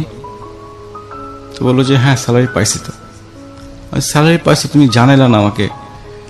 এটা তো একটা খুশির খবর, এই এতদিনের একটা রিলেশন, সে প্রথম জব করলো, রাইট, প্রথম একটা স্যালারি পেয়ে, তো সে আমাকে জানানো উচিত ছিল। আমি খুব কষ্ট পাইলাম এই, মানে আপনার হাজবেন্ড হিসেবে সেটা এক্সপেক্ট করতেছেন? হ্যাঁ, যে একটা খুশির খবর এটা, রাইট, যে আমার ওয়াইফ আজকে প্রথম স্যালারি পাইছে, চলো আজকে খাবো।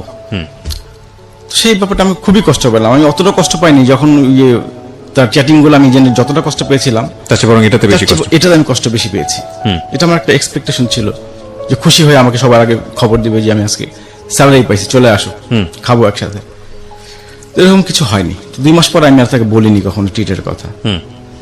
তো আস্তে আস্তে দেখলাম যে তার কিছুটা কিপটামি স্বভাব চোখে ধরা পড়লাম 2 মাস পর, চাকরিতে জয়েন করে 2 মাস পর থেকে, যেটা আগে কখনো পড়েনি। আচ্ছা, পড়েনি বলতে আগে কখনো দরকার হয়নি এরকম, কারণ আগে তো যেখানে যেতাম সব খরচ আমি করতাম। তো চাকরিতে জয়েন করার পর আমার একটা এক্সপেকটেশন বাড়লো, এই যে আমরা বিভিন্ন রেস্টুরেন্টে খাই, একদিন তো আমার ওয়াইফ বিল দিতেই পারে, কেউ এখন জব করে, সেরকম একটা আমার এক্সপেকটেশন ছিল। আচ্ছা, তো সেটা সে কখনোই করতো না। তো এই যে তার একটা কিপটামি সব ধরা পড়লো আস্তে আস্তে, এটা ভালো লাগতো না আপনার? আমার ভালো লাগতো না। একদিন তো বিল দিতেই পারে, আমি তো এত বছর দিয়ে আসলাম তাকে, সে যা চাইছে, সার জামা কাপড় এভরিথিং, অনেকগুলো বলে লাভ নাই, যা যা দরকার ছিল। না, ওয়াইফ কিপটে হোক সেটাতে সমস্যা না, কিন্তু হাজবেন্ডের ক্ষেত্রে কিপটে হওয়াটা খারাপ, মানে ভালো না। এটা এটা এটা এটা কোনো হাজবেন্ড পছন্দ করে না। আমার খুব খারাপ লাগতো এই জিনিসগুলো, কিপটামি। মানে আমি কিপটা পছন্দ করতাম এমনিতেও। দুজনের ক্ষেত্রে কিপটা হবেন না প্লিজ।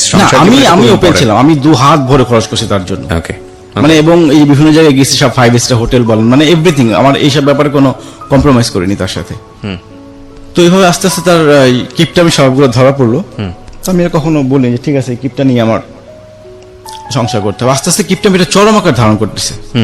আমি কি বলতে যাচ্ছি না, বললে আবার বেশি ছোট লোকই দেখা যাবে। না বলেন আপনার কাছে যেটা যেরকম লেগেছে সেরকমই তো বলবেন, সমস্যা কি? হ্যাঁ। তো একদিন ও বাজার করবে। আচ্ছা, বাজার করবে, তো আগোড়ায় ঢুকলাম দুজনে, ঢুকে দুজন বাজার করছি। ও প্রায় 1700 টাকার বাজার করলো। এর মধ্যে আম্মা ফোন দেয় আমাকে যে আসার সময় 2 ডজন ডিম নিয়ে এসো। তো আমিও 2 ডজন ডিম কিনলাম। এখন ডিম কিনে যখন বিল দিব, দুজনে বিল দিতে গেলে তো খারাপ দেখা যায় জিনিসটা। দুজন একসঙ্গে শপিং করলাম, বিল দুজন কিভাবে দেয় আলাদা আলাদা। তোকে বললাম তুমি বিলটা তো আমি দিচ্ছি তোমাকে পরে। তো বিল দিয়ে দিল। তো যখন বাসায় যাও নামার সময় ওকে আমি 200 টাকা দিয়ে বিলটা রাখো। ও যখন টাকাটা নিল তখন আমি লজ্জায়, মানে আমি লজ্জা পাচ্ছিলাম যেটা কিভাবে নিল সে। অ্যাটলিস্ট তো বলতে পারতো যে টাকাটা লাগবে না। এই ছোট ছোট বিষয়গুলো কিন্তু খুব মারাত্মক, খুব মারাত্মক। এটা হয়তো তেমন কিছু না 200 টাকা, কিন্তু এটা 2 কোটি টাকার পরিমাণ ক্ষতি। আসলে ভ্যালু নির্ধারণ করা সম্ভব না, আমি যে কারণে এভাবে বললাম। তাও মানে ভেরি ভেরি মানে ভেরি আগলি। এবং আমি বলছি না ওনার ওয়াইফ ওনার ক্ষেত্রে ইনজাস্টিস হয়েছে, বাট এটা সবার ক্ষেত্রেই হয় কম বেশি। দেখবেন যে দুজন মানুষ দুজনকে অনেক ভালোবাসে, কিন্তু দুজন মানুষ যখন একই ঘরের মধ্যে থাকা শুরু করে তখন দেখবেন যে অনেক ভুলগুলো চোখে পড়ে। সো আমরা মনে করি বিয়ে তো করেই ফেলেছি, ঠিক আছে, এবার যেরকম ইচ্ছে সেরকম ভাবে বাঁচি। বিগেস্ট মিস্টেক ওই সময় থেকেই ভাঙন শুরু হয়। সো বিয়ের পরে অন্তত 1, 2, 3, 4 বছর নিজেকে ঘরের মধ্যেও কিছুটা হলেও প্রেজেন্টেবল জায়গাটা রাখা ইটস ভেরি ইম্পর্টেন্ট। আমি ঘর বলতে শুধু ঘর বোঝাচ্ছি না, আচার আচরণ সব দিক থেকেই বোঝাচ্ছি। হ্যাঁ, তো এটা তো আমি খুব কষ্ট পাইলাম যে আসলে এরকম কেন। অ্যাটলিস্ট না করতে পারতো না, লাগবে না। যত বছর তো আমার পেছনে কম টাকা খরচ করিনি, 200 টাকার। যাই হোক, পরে খুব কষ্ট পেলাম। পরে ওর বান্ধবীকে ফোন দিলাম আমি। ওর বান্ধবীকে ফোন দিয়ে বললাম আচ্ছা একটা MCQ অ্যান্সার দাও তো। বলে কি ভাইয়া, তোমার বান্ধবী একটা কিপটা, মিতব্যয়ী, হার কিপটা। ওকে বলছেন এটা? ওর বান্ধবীকে। ওর বান্ধবীকে? আছে। আমি বান্ধবীকে বলছি একটা আমাকে MCQ অ্যান্সার দাও। বলে কি ভাইয়া, যে তোমার বান্ধবী একটা কিপটা, কঞ্জুস, হার কিপটা, মিতব্যয়ী, কোনটার মধ্যে পড়ে? তো বান্ধবী হেসে দিয়ে বলো ভাইয়া সবগুলা। বলে কেন, আপনি জানতেন না? আসলে আমি কি করে জানবো, আমার পক্ষে তো জানা সম্ভব ছিল না। আমি তো কখনো এই অ্যাটিটিউডগুলো দেখিনি, যে এখন খেয়াল করতেছি জিনিসগুলা। ওকে, তো পরে মেনে নিলাম জিনিসগুলো, যে ঠিক আছে কিপটা হলে ভালো, যে আমার অ্যাটলিস্ট সঞ্চয় করতে পারবে, আমার খরচগুলা কমাতে পারবে অ্যাটলিস্ট। আমি আবার একটু খরচ বেশি করি, আচ্ছা, সেই হিসেবে ভাবলাম যে এটা কোনো সমস্যাই না। তারপর ও আবার জবে জয়েন করার পর থেকে একটা অনলাইন বিজনেস শুরু করে, ওকে, কাপড় চোপড় ইয়ে করার জন্য। তো আমি বিভিন্ন সময় যেতাম ওর সাথে, শপিং টপিং যেতাম। তো অনলাইন বিজনেস শুরু করার পর একদিন আমরা একটা রেস্টুরেন্টে খাচ্ছিলাম, খাওয়ার অবস্থা ওর মোবাইলটা বন্ধ হয়ে যায়। ওকে, ওর মোবাইল, ওরই রিপ্লাই দিচ্ছিল ওই অনলাইনের কাস্টমার যারা নক করছিল ওদের রিপ্লাই দিচ্ছিল। তোর মোবাইল বন্ধ হয়ে যাওয়ার পর সে আমারটা দিয়ে লগ ইন করে, ওকে, আমার মোবাইল দিয়ে লগ ইন করে। একটা পর্যায়ে আমার মোবাইল বন্ধ হয়ে যায়, চার্জ শেষ হয়ে যায়। চার্জ শেষ হয়ে যায়। তো পরে তাড়াতাড়ি করে বাসায় চলে গেল, যেহেতু রিপ্লাই আসতেছে, কাস্টমারদের রিপ্লাই দিতে হবে। ও বাসায় চলে গেল, আমি বাসায় চলে গেলাম। তো বাসায় গিয়ে মোবাইল অন করে কল দিলাম যে বাসায় চলে আসছি আমি। তারপর মেসেঞ্জার একটা মেসেজ আসলো, মেসেজটা দেখলাম, দেখি যে আমি চিনি না, আমি ভাবছি আমার মেসেঞ্জার। ওর মেসেঞ্জার ওপেন হয়েছিল, ওর মেসেঞ্জার আপনার মোবাইলে ওপেন, আমার মোবাইল ওপেন। ওই যে ও তখন রিপ্লাই দিচ্ছিল ওকে মেসেঞ্জারে। তো যে রিপ্লাইটা দেখলাম, মানে খুব ওইটা আরো ভয়াবহ আমার চোখে যেটা পড়লো। একটা ছেলে ওকে নক দিয়েছে নোংরা ভাষায়। ছেলেটা মানে ছদ্মনামে ফেসবুকে আছে, ওর কোনো মিউচুয়াল ফ্রেন্ডের নেই। তো একটু উপরের দিকে উঠলাম, দেখি যে নোংরা যত ভাষা আছে ওর শরীরের বর্ণনা যেভাবে দিল, আরো উপরের দিকে উঠলাম আস্তে আস্তে। উপরে উঠে যেটা দেখলাম, একটা ছেলে ওকে 2016 সাল থেকে ব্ল্যাকমেইল করতেছে। কিরকম ব্ল্যাকমেইল করতেছে? ওই ছেলের কাছে ওর কিছু ছবি আছে এবং কিছু ভিডিও ক্লিপস আছে ওই ছেলেটার কাছে। এইটা নিয়ে সে ওকে ব্ল্যাকমেইল করতেছে। ও যেখানে দেখা করতে বলতেছে সেখানে যাচ্ছে, যেভাবে বলতে সেভাবে সেই রিপ্লাই দিচ্ছে মেসেজের। Big situation. প্রিয় শ্রোতা, আমরা বিরতি নিব এই পর্যায়ে। ছোট্ট একটা যা ভেবেছিলাম গল্পটা অন্যদিকে চলে যাচ্ছে। অ্যান্ড ডোন্ট ওয়ারি, কজ আমি সবসময় একটা কথা বলি যে প্রত্যেকটা জীবন গল্পই আমাদের কিছু না কিছু শেখায়। সো আপনি যদি পুরো গল্পটা মনোযোগ দিয়ে শোনেন শেষ পর্যন্ত, অফকোর্স আপনি লেসনের জায়গা থেকে কিছুটা পাবেন, যেটা আপনার জীবন সুন্দরভাবে গড়তে সাহায্য করবে।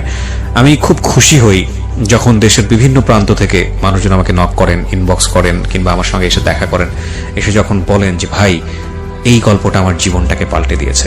আমার কাছে মনে হয় যে পৃথিবীতে এর চেয়ে বড় পাওয়া আর কিছু হতে পারে না। এটা অনেক বড় পাওয়া।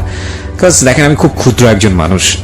আমি শুধু একটা গল্পকে প্রেজেন্টেবল করার জন্য আমার কিছু ক্যারিশমা ইউজ করি, এবং সেই গল্পটা প্রচার হওয়ার পরে যদি একটা মানুষের জীবন সুন্দর পথে আসে, একটা মানুষ যদি ভুল পথ থেকে সরে আসে, একটা মানুষ যদি নিজের জীবনে সুন্দর একটা অর্থ খুঁজে পায়, সেটা নিঃসন্দেহে আমাদের জন্য অনেক বড় পাওয়া। এই যে গল্পটা চলছিল, যখন বিরতিতে ছিলাম, মাঝখানে জসিম আমাকে ফোন দিয়েছিল। জসিমের কথা আপনারা নিশ্চয়ই জানেন, যে জসিম হচ্ছে আমাদের এখানে এমন একটা জীবন গল্প সে বলেছিল যে সে রিক্সা চালক থেকে কিভাবে কোটিপতি হয়। আমাদের ইউটিউবে আছে, অনেকেই শোনেন ওটা। জসিম ফোন দিয়ে বলে যে ভাই আমার তো জীবন নাজেহাল হয়ে যাচ্ছে। আমি কেন? প্রতিদিন অন্তত 10 জন 12 জন দেখা করতে আসে। আজকে সকালবেলা সে চট্টগ্রাম থেকে নাকি একজন এসছে, ভোরের যখন আজান দিয়েছে তখন তাকে ফোন দিয়েছে। এবং এই ভদ্রলোকটা এমন যে উনি কাউর প্রতি বিরক্ত হন না। আমি বললাম যে ভাই আপনি তো সবাইকে বলেন যে এই কটার পরে আপনি কথা বলবেন। বলে ভাই 8 থেকে 900 জন লোক এখন পর্যন্ত আমার সঙ্গে দেখা করেছে, এবং এটা র্যান্ডমলি হচ্ছে, বিকজ ইউটিউবে এটা আমাদের এখানে এপিসোডটা আছে। প্রতিদিনই কিছু না কিছু মানুষ শোনেন, যেহেতু ঠিকানা দেওয়া আছে সবাই ওখানে চলে যান। আমি সবাইকে বিনীতভাবে রিকোয়েস্ট করতে চাই, দেখুন উনি একটা বিজনেস করেন এবং উনি একটা প্রতিষ্ঠান চালাতে হয়। আপনারা এমনভাবে ওনাকে ডিস্টার্ব করেন না যাতে করে উনি আপনাদের প্রতি নাখোশ হয়। কারণ হয়তো দেখা করেন ঠিক আছে, বাট ওনার প্রতি এমন আচরণ করেন না, এমনভাবে সময় নিয়েন না যাতে করে উনি নাখোশ হয়। ওনার একটা সময় খারাপ লাগা শুরু হবে, ঠিক আছে? তো এই কথার এই কারণেই বলছিলাম যে এই অনুষ্ঠানগুলোর শক্তি অনেক, পাওয়ার অনেক, একেবারে দেশের প্রত্যন্ত অঞ্চল পর্যন্ত যায়। এবং এই অনুষ্ঠানগুলো যদি আপনার জীবনটাকে সুন্দর পথে আনতে পারে, সেটা নিঃসন্দেহে আমাদের জন্য অনেক বড় পাওয়া। আমরা এই ছোট্ট একটা বিরতি নেব। বিরতি নেবার আগে আপনাকে যেটা আরো একবার বলতে চাই, সিচুয়েশন যখন একটু করা, যখন মন বসে না কোনো কাজে, তখন মন ঠিক করতে মুখ দিতে পারেন কাঁচা আমের স্বাদে। Pran mister mango candy, good mood guaranteed. শুনছেন মিস্টার ম্যাঙ্গো ক্যান্ডি প্রেজেন্টস জীবন গল্প। ছোট্ট একটা বিরতি শুনছেন আরজি কিবরিয়ার সাথে মিস্টার ম্যাঙ্গো ক্যান্ডি প্রেজেন্টস জীবন গল্প।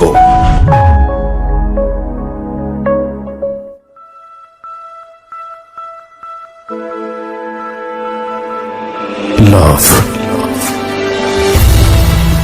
hate, challenge, motivation, lies, truth.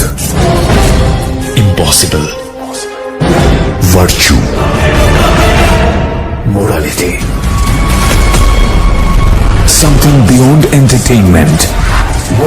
Welcome to my stage of reality. Stay tuned. Sunday and Wednesday with me RJ Kibriya, only on Dhaka FM 90.4.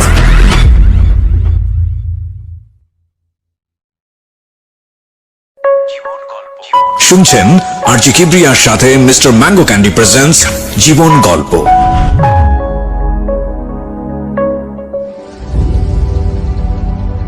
Welcome back once again প্রিয় শ্রোতা, আপনারা শুনছেন mister mango candy presents জীবন গল্প। আমি আরজি কিবরিয়া আপনার সঙ্গে রয়েছি। আমি কথা না বাড়িয়ে আমার যিনি গেস্ট আজকে এখানে আছেন, জি আপনার নামটা আমি ভুলে গেছি, আরেকবার যদি নামটা একটু আমার নাম মোহাম্মদ জায়েদ হোসেন। জায়েদ হোসেন। আমি জায়েদের কাছে আবার পেয়েছি। জায়েদ, যেখানটায় আপনি ছিলেন যে আপনি ইনবক্স এগুলো চেক করে পেলেন, ইনবক্স চেক করে দেখলাম 2016 সাল থেকে একটা ছেলে তাকে ব্ল্যাকমেইল করছে। কথোপকথন কনভারসেশন কি ছিল একটু মনে করতে পারবেন? কনভারসেশন গুলো ছিল এরকম, মানে সে তো ব্ল্যাকমেইল করছেই, মানে ওর শরীরে বর্ণনা দিচ্ছে, ও রিপ্লাই দিচ্ছে আবার ওই সেই যে প্রথম বললাম একই টাইপের রিপ্লাই দিচ্ছে, জাস্ট ওই ছেলেটাকে ওর কাছে আনার জন্য। এটা কি বোঝা যাচ্ছে ওদের কথাবার্তা শুনে? হ্যাঁ, বোঝা যাচ্ছে। এবং বলছে যে তুমি এখানে যদি না আসো আমি তোমার এটা ফ্ল্যাশ করে দিব, ফ্ল্যাশ করে দেবে, ফেসবুকে পাবলিশ করে দেবে, ভার্সিটিতে পাবলিশ করে দেবে। ওই ছেলেটা ভার্সিটির, আমি যতটা বুঝতে পেরেছি, এবং সে আমাকেও চিনে। কোন ভার্সিটির? মানে ওই একই বিশ্ববিদ্যালয়, একই ভার্সিটির, একই ভার্সিটির। এবং আপনাকেও সে ছেলেটা চেনে? আমাকেও সে চিনে, এবং আমার নামও নোংরা কথা বলছে যে জায়েদ ভাই তো খুব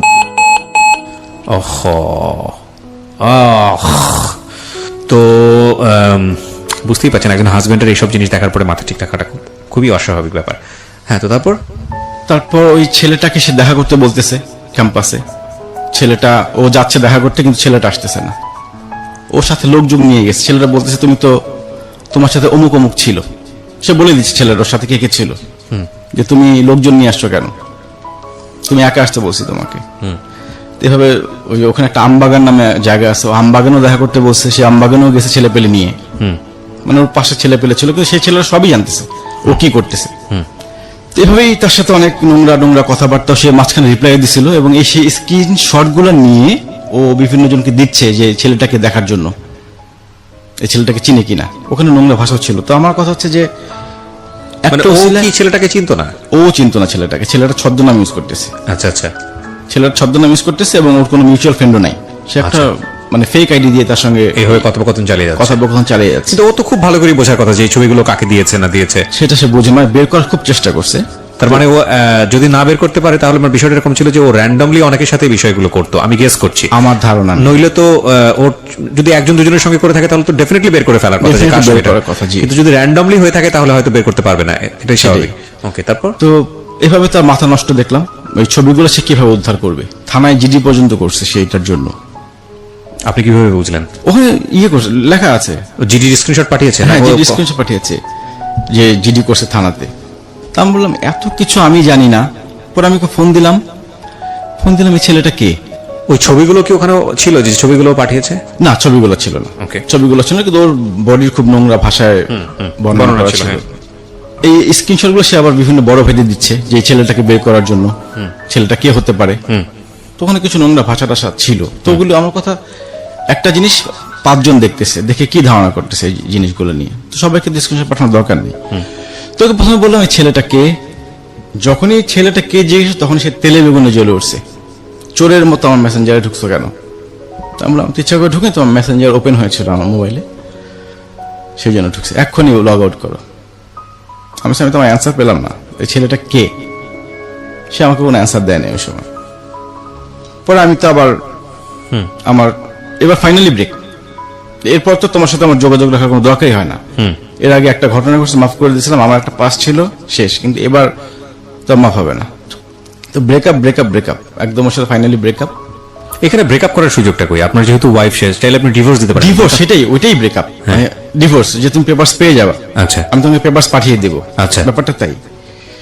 তো 2 দিন পর দেখি ওর ফ্রেন্ড একটা মালয়েশিয়া থাকতো, বান্ধবী, সে আমাকে ফোন দিছে, বলছে ভাইয়া আসলে এটা তো আমরা সবাই জানি, ব্যাপারটা একটা ছেলে ওকে ব্ল্যাকমেল করতেছে, ওর কিছু ছবি এডিট করছে।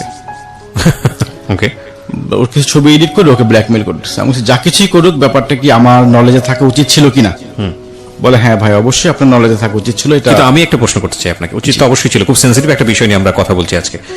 আপনার সাথে তার সম্পর্কটা কি এতটা কমফোর্টেবল ছিল যে ওইরকম একটা প্রবলেম সে আপনার সঙ্গে ডিসকাস করতে পারে? আমাদের সম্পর্কটা খুবই মধুর ছিল এবং খুবই ফ্রেন্ডলি সম্পর্ক ছিল। আমি কখনো হাজবেন্ড ছিল, কিন্তু ঘটনা তো সেটা বলতেছে না।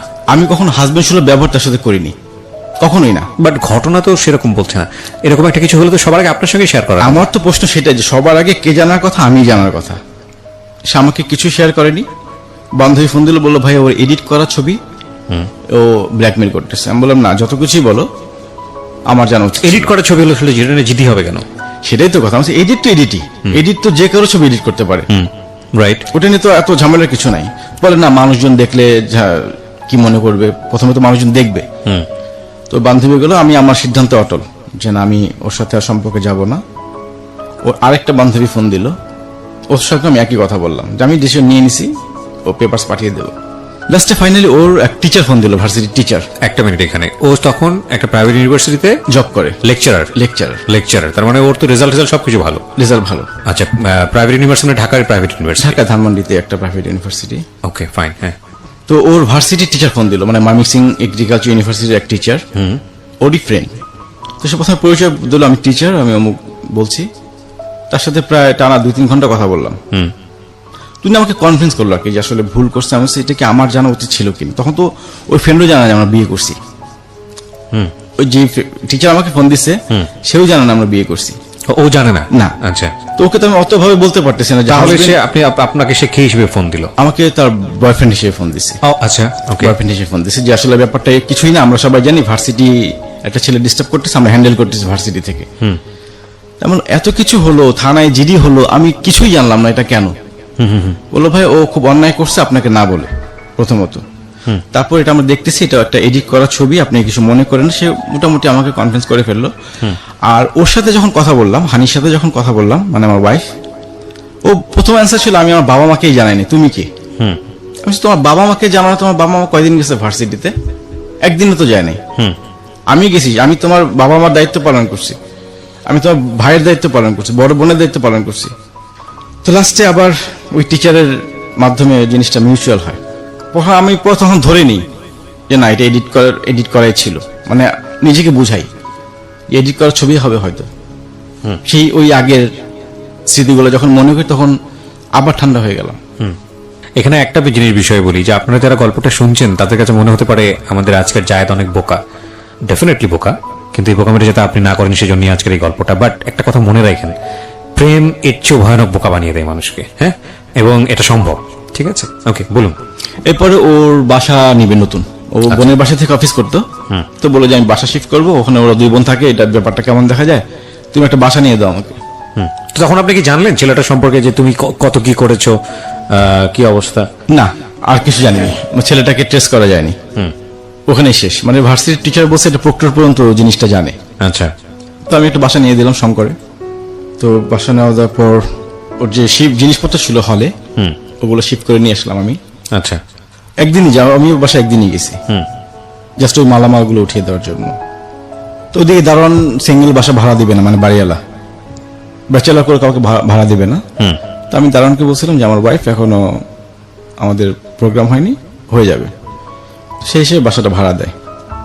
এরপর কি হয়, নভেম্বরের ফার্স্ট উইকে, নভেম্বর 2018, একদিন ভার্সিটিতে যাই আমি। ওইদিন আমার যাওয়ার কথা ছিল না, আমি সপ্তাহে 4 দিন যেতাম আমি ভার্সিটিতে। 6 দিন ক্লাস, তো 4 দিন যেতাম। আচ্ছা। ওইদিন আমার যাওয়ার কোনো প্ল্যান ছিল না। তো ওইদিন গেলাম, কাছাকাছি গিয়ে ফোন দিলাম, তুমি কোথায়? বললো যে আমি নিউ মার্কেট আসছি। নিউ মার্কেট কি করো?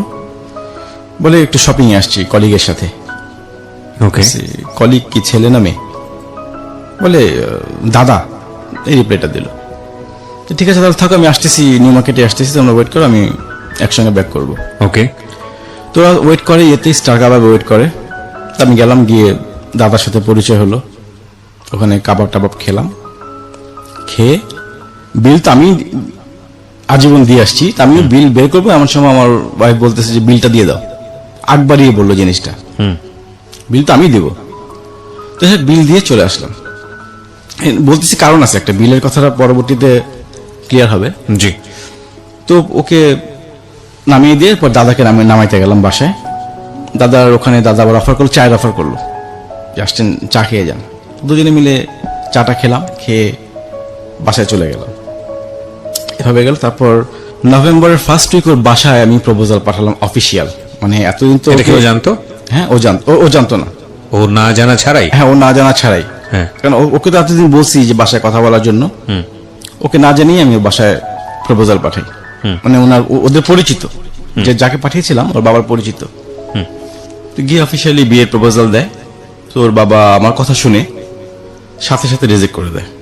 ওকে। তিনি বললেন যে না, ছেলে তো ম্যারিড, ছেলে ম্যারিড, এই ছেলের কাছে তো প্রশ্নই আসে না।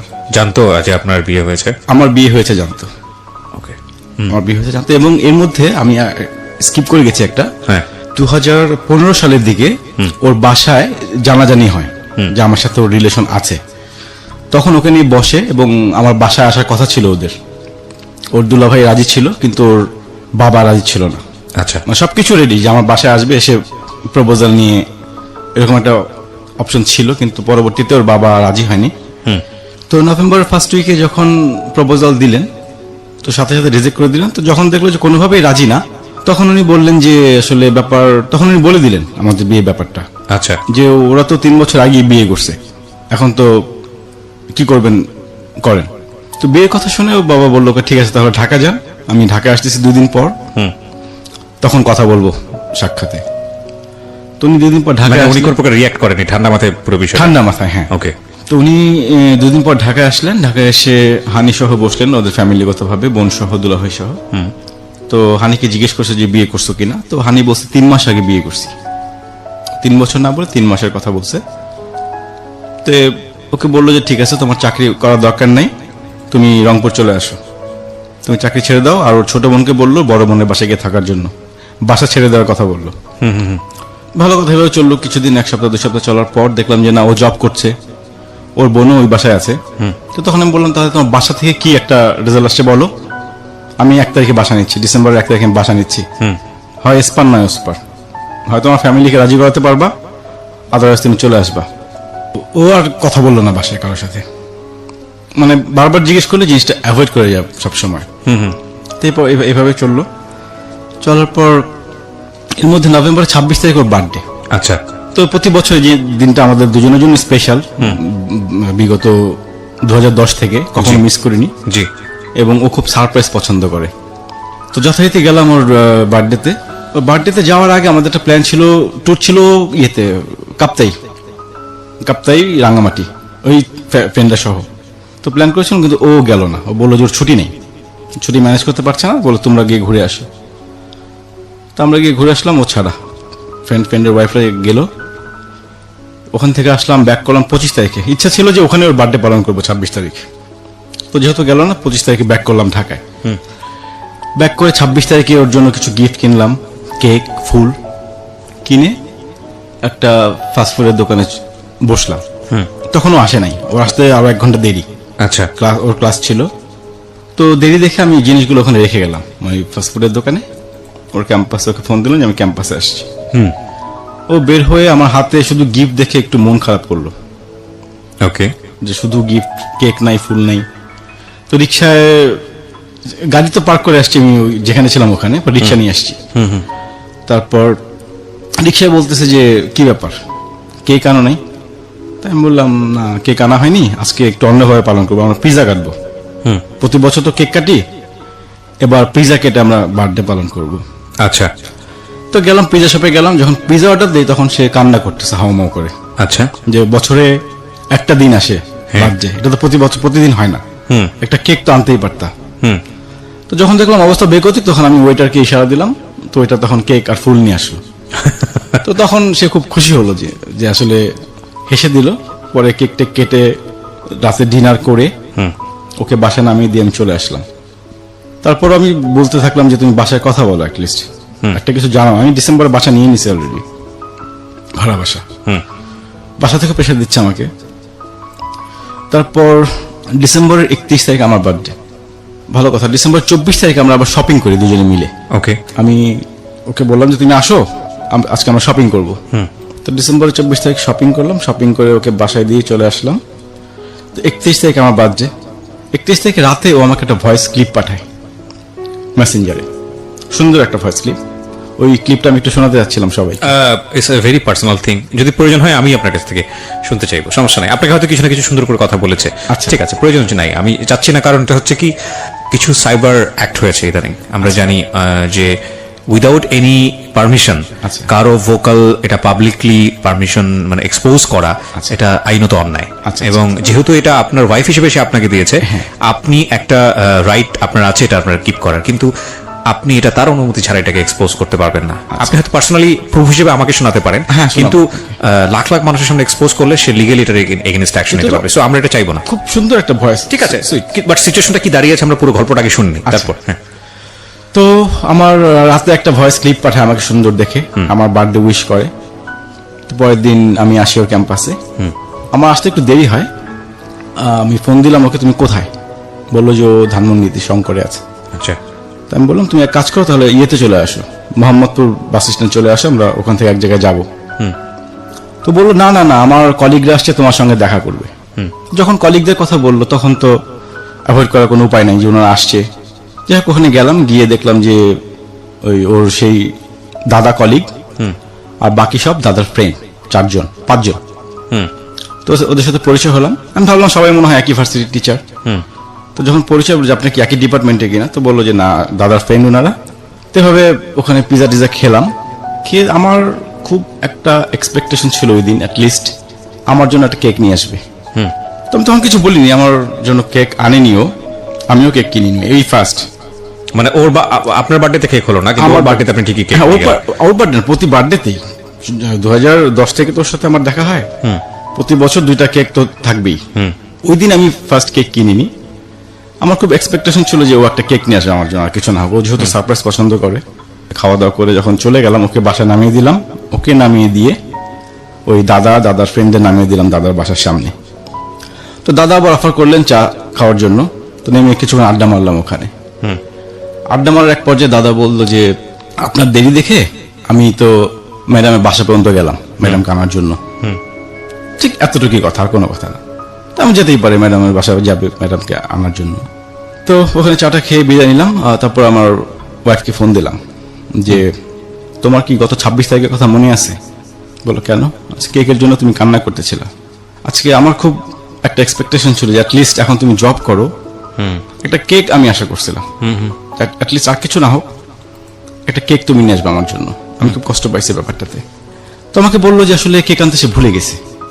আচ্ছা, তুমি কেক আনতে ভুলে গেছো, আসছো আমার বার্থডেতে, কেক আনতে ভুলে যাও, এটা কেমন কথা? বলে আসলে ভুলে গেছিলাম। তারপর বললাম কি ব্যাপার, দাদা তোমার বাসায় গেছিল নাকি? হঠাৎ করে বললো কি না, দাদা কেন বাসায় আসবে, দাদা তো আমার বাসা চিনেই না। না মানে 4-5 বাসে এই না রিপ্লাইটা দিল, আমার পছন্দ হলো না যে কি ব্যাপার। তো নর্মাল একটা জিনিস, দাদা বাসা আগে নিয়ে আসতেই পারে তাকে। তো টোটালি অস্বীকার করলো যে না, দাদা বাসা চিনে না, যায়নি। তারপর 1 তারিখে কথা হলো ওর সাথে, 2 তারিখে কথা হয়েছে, 3 তারিখে তার সাথে আমার কথা হয়নি। 4 তারিখে সে আমাকে বলতেছে তুমি আমার সঙ্গে আর কখনো যোগাযোগ করবে না, আমার ফ্যামিলি দরকার, আমার বাবা মা দরকার, আমি তোমাকে পেপারস পাঠিয়ে দিচ্ছি। হঠাৎ করে কোনো কথা নাই, বার্তা নেই। তাই আমি ভাবলাম যে কি ব্যাপার, ফান করতেছে মনে হয়। তাই আমি কন্টিনিউ ফোন দিয়ে যাচ্ছি, ওর একই কথা, আমার বাবা মা দরকার। আমি তো তোমার বাবা মা আলাদা করিনি, ওনারা থাকবেন, সমস্যা কোথায়? বললো না, আমি তোমাকে পেপারস পাঠিয়ে দিচ্ছি। এভাবে 2 দিন পর দেখি যে ও ফোন ধরে না। ওর বান্ধবীকে ফোন দিলাম, বান্ধবী ফোন ধরে না, কেউই ফোন ধরতেছে না। মানে ওর পরিচিত যাদের নাম্বার ছিল আমার কাছে, কেউই ফোন পিক করতেছে না। একজন পিক করলো, আমার ভয়েস শুনে কেটে দিল। তারপর মেসেঞ্জারে নক করতে যাব, তখন দেখেছি সব ব্লক। ওর যত বন্ধু বান্ধব ছিল আমার সাথে অ্যাড করা, প্রত্যেকেই ব্লক। তো কন্টিনিউ যোগাযোগ করার পর আমি বললাম তুমি তো আসলে এটা কি করতেছো? বলছে না, তার ডিসিশন ফাইনাল, সে পেপারস পাঠাবেই।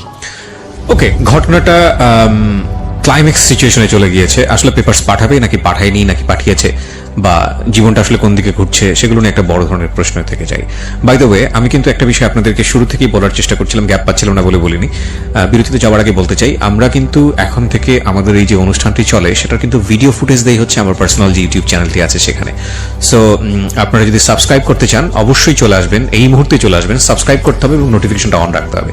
আমার যে পার্সোনাল ইউটিউব চ্যানেলটি আছে সেখানে অ্যাড্রেস বারটি আমি বলছি www.youtube.com/rjkibriafm, RJKEBRIAFM। ওখানে গিয়ে সাবস্ক্রাইব বাটনে ক্লিক করে নোটিফিকেশনটা অন রাখবেন, তাহলে আপনি আমাদের জি পেপারস পাঠিয়ে দেবে। তারপর তো পেপারস পাঠায়, এর মধ্যে ওর বান্ধবীকে ফোন দিলাম, আর একটা বান্ধবী সে ফোনটা ধরলো, আমার নাম্বার দিয়ে ফোন দিয়েছিলাম। যখন আমার নাম পরিচয় দিলাম তো বললো যে ভাই আপনি বিয়ে করেন তো তাড়াতাড়ি, অন্য কোথাও বিয়ে করার কথা বলতেছে। কি বলতেছে এগুলা, এতদিনের রিলেশন, মানে সমস্যাটা কি? আমার বান্ধবী তো আমাকে পেপারস পাঠাবে, বলছো বাদ দেন, জাস্ট এতটুকু বলে যে বাদ দেন, আপনি তাড়াতাড়ি বিয়ে করেন, আমরা বিয়েটাই খাবো। তো এভাবে আমি কোনো রেজাল্ট পাচ্ছি না যে কেন। ওর ভার্সিটিতে গেলাম ওর সঙ্গে দেখা করার জন্য, তো দেখি যে দেখা করে না আমার সাথে, কোন ফাঁকে বেরিয়ে চলে যায়। আর ওই সিকিউরিটি গার্ডটা আমাকে সবাই চিনে, নিচে কোনো সিনকেটও করতে পারি না যে জোরাজোরি করবো দেখা করতে। তো তারপর জানুয়ারির 18 তারিখে ওর ভার্সিটিতে যাই, গিয়ে ওর পিছে পিছে যাই, মানে ও যখন ভার্সিটি ক্যাম্পাসটা একটু পার হয় তখন বললেন এই শুনো তোমার সাথে কথা আছে, দাঁড়াও। ও শুনতেছে না, ওর মতো হাঁটতেছে। আমি বলছি, দাঁড়াও তোমার সাথে কথা আছে, কথা তো শুনবা। ও বললো না কোনো কথা নাই তোমার সাথে। যাই হোক সামনে গিয়ে দাঁড়ালাম এক প্রকার। বললো যে বেশি বাড়াবাড়ি করলে কিন্তু আমি পুলিশ ডাকতে বাধ্য হবো। পুলিশ ডাকতে বাধ্য হবা? কি বলতেছো তুমি? চলো তাহলে থানায় চলো, থানায় গিয়ে কথা বলি। তো এই পর্যায়ে তার জোর করেই কিছুক্ষণ কথাবার্তা বললাম। সে বললো যে না, তার একই কথা, সে পেপারস পাঠাবে, তখনও পাঠায়নি। অ্যাটলিস্ট ফাইনালি সে জানুয়ারির 21 তারিখে পেপারস পাঠিয়ে দেয়। তারপর আমি তাকে অনেক অনুনয় বিনয় করছিলাম। কত তারিখে জানুয়ারি 21 তারিখ 2018। ওকে ওকে। তারপর আমি অনেক অনুনয় বিনয় করছিলাম যে অ্যাটলিস্ট তুমি পেপারসটা পাঠাও, তুমি সময় নাও, আমি তোমাকে বিয়ের জন্য প্রেশার দিব না, সময় নাও, লাগে আর 2 বছর সময় নাও, তুমি চিন্তা ভাবনা করো, কিন্তু পেপারসটা তুমি পাঠাও না। তো যাই হোক সে পেপারস পাঠিয়ে দেয়। সেই পেপারস পাই ফেব্রুয়ারির 12 তারিখে। ওকে। তো বাসায় পেপারস পাওয়ার পর আম্মা ওর বাবাকে ফোন দেয় যে এটা কি করলেন, যে পেপারসটা কেন, ওরা বিয়ে করছে এতদিন ধরে, আমরা তো বসতে পারতাম কোথাও। তোর বাবা বললো যে না, আমার মেয়ে, আমি তো জানি না কিছু, মেয়ে ডিভোর্স দিছে, এটা মেয়ের ব্যাপার, আর ছেলের তো আগে একটা বিয়ে ছিল। আম্মা জাস্ট এতটুকু বললেন যে মেয়ের কি বিয়ে দিবেন না, আপনি কি বলে দিবেন, এতটুকু কথা হলো। এই ফেব্রুয়ারি 14 তারিখে ওর ফেসবুকে ওর দাদা কিছু ছবি ট্যাগ করে ওকে। আচ্ছা। ওই যে কলিগ একটা পিকনিকে গিয়েছিল তারা, সবগুলা ছবি দাদার সাথে দেখলাম যে একটু ক্লোজ। আমি অতটা কিছু বুঝিনি, আমার ফ্রেন্ডকে দেখালাম, ও বললো যে দাদার সাথে মনে হয় কোনো সম্পর্ক টম্পর্ক আছে, ছবিগুলো দেখে আমাকে বললো জাস্ট। আর আমার যতগুলো ফ্রেন্ডই শুনছে যে আমাকে ডিভোর্স দেবে, খালি একটা কথাই বলছে যে নিশ্চয়ই ওর কোনো অ্যাফেয়ার হয়েছে কারোর সাথে। ওকে। অ্যাফেয়ার ছাড়া তো এই রিলেশন ভাঙার কথা না। আমরা ডিভোর্সের জায়গাতে গেলে আসলে এগুলাই চিন্তা করি, কিন্তু কথা হচ্ছে ডিভোর্স দেওয়ার পরে কোনো সম্পর্ক সে মেইনটেইন করলো নাকি ব্যাচেলর থাকলো নাকি করলো না, নাকি সে অন্য কোনো সম্পর্কে গেল নাকি ভালোতে থাকলো না মন্দ থাকলো, এগুলো নিয়ে আমাদের চিন্তা করাটা উচিতই না।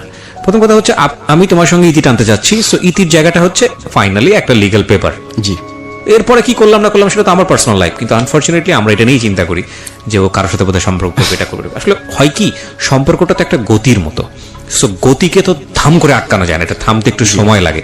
সো যে কোনো কারণেই হোক আমরা অ্যাডভান্স লাইফে গিয়ে এ ধরনের চিন্তাটা করি, বাট এই চিন্তাটা একদমই ইললজিক্যাল, কিন্তু ন্যাচারালি চলে আসে। আমার একটা অপশনই ছিল যে ডিভোর্সটা কেন, ডিভোর্স দিতেই পারো, তো আমাকে ভালো লাগছে না। আমি তোকে অপশন দিলাম যে আমার বয়স কি বেশি, এই জন্য মানে আমার আবার ডায়াবেটিস ছিল। আচ্ছা, আমার ডায়াবেটিস ধরা পড়ছে। ডায়াবেটিস আছে, ডায়াবেটিস আছে, কিছুদিন আগে ধরা পড়ছে। ও জানে সেটা, ও জেনে একটু মন খারাপ করছিল যে আমার ডায়াবেটিস। তা আমি বললাম আমার ডায়াবেটিস এই জন্য সমস্যা, একটা সমস্যার কথা বলে যাও তুমি, যাতে আমি নিজেকে সান্ত্বনা দিতে পারি যে তুমি কেন যাচ্ছ। তো কোনো কিছু আমাকে বলেনি। পেপারসে কি উল্লেখ করেছে? পেপারসে কিছু উল্লেখ নেই, পেপারস আমার কাছে আছে, পেপারসে কোনো কিছু উল্লেখ নেই, কোনো কারণ ছাড়া ডিভোর্স, কোনো কারণ ছাড়া ডিভোর্স। একটা কারণ তো থাকে পেপারসের মধ্যে, তো ওখানেও পেলাম না। তারপর ওর বান্ধবীদের সঙ্গে আমি কন্টিনিউ যোগাযোগ করার ট্রাই করলাম যে কেন, কেউ কোনো রিপ্লাই আমাকে দেয়নি। এবং ওদেরকে আমি টেক্সট করেছি যে একটা সময় তো তোমাদের প্রয়োজন, আমি ছিলাম তোমাদের পাশে, হেল্প তো করছি, সেই ইয়েতেও আমাকে একটু হেল্প করো। কিন্তু ওরা সিন করে করে আমার কোনো রিপ্লাই দেয়নি, বা কেউ কোনো ফোন পিকও করেনি। আমার তো জানতে হবে ব্যাপারটা কি আসলে। মাথার মধ্যে একটা কোশ্চেনই খালি কাজ করতেছে। ওর যে ফেসবুকের ইমেল অ্যাড্রেস দেওয়া ছিল ওটা আমার ছিল, আমি তৈরি করে দিয়েছিলাম, ওটা চেঞ্জ করা নেই কখনো। তো তখন চিন্তা করলাম যে ওর ফেসবুকে ঢুকলে তো কিছু একটা পেতে পারি, নিশ্চয়ই কারোর সঙ্গে জিনিসগুলা শেয়ার করেছে, কেন ডিভোর্স। তো কি করলাম, ওর ইমেল আইডি দিয়ে ফরগট পাসওয়ার্ড দিলাম, দেখি চলে আসলো। তারপর ওর মেসেঞ্জার লক করলাম, লক করে ইমেল আইডি চেঞ্জ করে দিলাম যাতে ও ঢুকতে না পারে ওখানে। আচ্ছা, লক করার পর যে জিনিসগুলো পেলাম, ব্যাপারটা হচ্ছে এরকম যে কেঁচো খুঁড়তে সাপ পাওয়ার মতো অবস্থা, মানে আমি আমার অ্যান্সার পেয়ে গেলাম। তারপর কি করলাম, আমি ওর ফেসবুকে আমাদের কিছু ছবি শেয়ার করলাম, এবং সুন্দর সুন্দর ছবি, যে ছবিগুলো মানে কোনো অড লুকিং না, দুজনের ছবি। আমরা দুজন ঘুরতে গেছি এক জায়গায়, সাগর পাড়ে বসে আছি, তারপরে সিলেট গেছি, নৌকায় ঘুরতেছি, জাস্ট এরকম কিছু ছবি আমি ফেসবুকে শেয়ার করি, ওর ফেসবুকে। ওরটাতে আমারটাতে তো সবাই ব্লক, আমারটাতে দিয়ে তো মানে ওর পাসওয়ার্ডটা কি আপনি কি আইডিটা তখন নিজের দখলে নিয়ে আমি নিয়েছেন? নিজের দখলে নিয়ে নিয়েছি। হ্যাঁ, আচ্ছা। আমি জাস্ট ইমেল অ্যাড্রেস চেঞ্জ করলাম, মোবাইল নাম্বার চেঞ্জ করে, তখন আইডিটা আপনার কাছে। হ্যাঁ। তারপর আমি কিছু ওয়েট করছিলাম যে ও যদি ফোন টোন দেয় যে অ্যাটলিস্ট ছবি টবি কিছু দিও না। তা আমি করলাম কি, আমাদের যত সুন্দর সুন্দর কাপল ছবি, এবং ক্লোজ ছবি না, জাস্ট সাগর পাড়ে বসে আছি, সিলেটে নৌকায় ঘুরতেছি, এরকম কিছু ব্যাকগ্রাউন্ডের ছবি দিলাম, খাচ্ছি। তো দেখি সবাই খুব সুন্দর কমেন্টস করতেছে ছবির মধ্যে, কবে বিয়ে করলি, হানিমুনে কবে গেলি, কিছুই জানি না। আর ওইদিকেও রিপোর্ট করতেছে ওর ফ্রেন্ডরা, মানে ও বারবার আইডিটা রিপোর্ট করছে। কিন্তু রিপোর্ট করে কিছু করতে পারতেছে না, কারণ কমেন্টস ভালো ভালো কমেন্ট করতেছে ওখানে। পরে লাস্টে ওর বাবা ফোন দিল আমার বোনের নাম্বারে, ফোন দিয়ে বললো যে অ্যাটলিস্ট সবারই তো মান সম্মান আছে, আপনার ভাইকে বলেন ছবিগুলো যাতে না দেয়, আইডিটা বন্ধ করতে বলেন। তো আমার বোন আমাকে বলে দিল এই ছবি দিও না, বাদ দাও। তো আমি পরে আইডি লক করে দিলাম। আমার উদ্দেশ্য ছিল যে তুমি এতদিন আমার সঙ্গে এরকম, কেউ জানে না, ওর বাসায় জানে না, ওর কোনো ফ্রেন্ড সার্কেলও জানে না যে ও বিয়ে করছে, অ্যাটলিস্ট এতটুকু জানুক, একটা কোশ্চেনের সম্মুখীন হও যে তুমি বিয়ে করছো কি করো নাই। এগুলো ডিভোর্সের পরে, পেপারস পাওয়ার পরে? ডিভোর্সের পেপারস পাওয়ার পরে। আচ্ছা, পরে যে সাগর পাড়ে গেছো তুমি, নিশ্চয়ই বিয়ে করছো, আর যদি বিয়ে না করে যাও তাহলে তো ব্যাপারটা আরেকটু খারাপ। আমার ইন্টেনশন ছিল এটা, যে একটা কোশ্চেনের সম্মুখীন হও। অনেক আছে না, অনেক অড লুকিং ছবিগুলো দেয়, আমি ওগুলি কিছুই দেইনি। জাস্ট আমার উদ্দেশ্য ছিল যে ও যে বিয়ে করছে এইটার উদ্দেশ্যে তো আমার কাছে ব্যাক করে, যে একটা কোশ্চেনের সম্মুখীন হয়ে ঠিক আছে আমি ব্যাক করছি, বা ফ্যামিলি যাতে ব্যাক করে। তো দেখলাম যে না, ছবি টবি সব বন্ধ করে দিলাম ওই সময়।